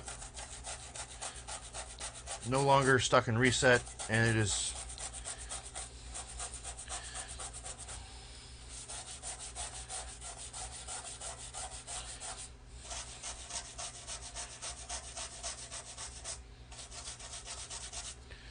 So that's the most I can do without the game.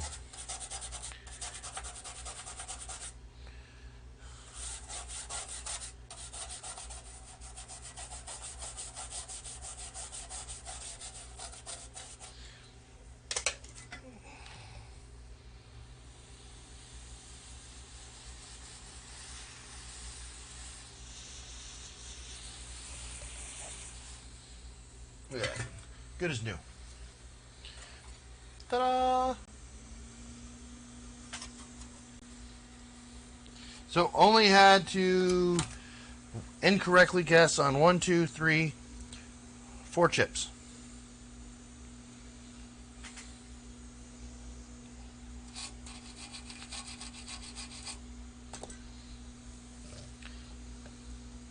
So actually, I incorrectly guessed on 3 chips. 1, 2, and 3. These 2 were a rabbit hole. This one we thought was going wrong. Turned out it was this guy. So, alright. So, what I have left to fix is I still have the Professor Pack. And I have a Donkey Kong 3. I don't think the Professor Pack's going to get fixed. I think I'm going to send the Professor Pack back. I'm going to try one more time, but I without extra spare parts, I'm going to message Ripter on Clav and see if he has anything that he's willing to share. If not, maybe he'll look at it and I'll just tell the guy to send it to him.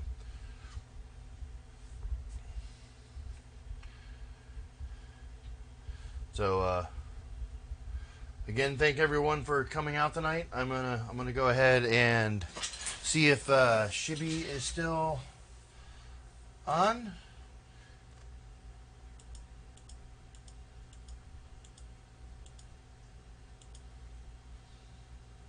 I don't know if she is currently streaming. Let me check. We're gonna find a raid target.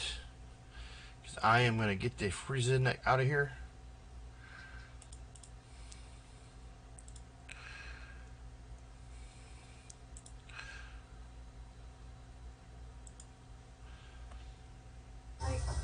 Yep. She's still on. Alright, let's raid her.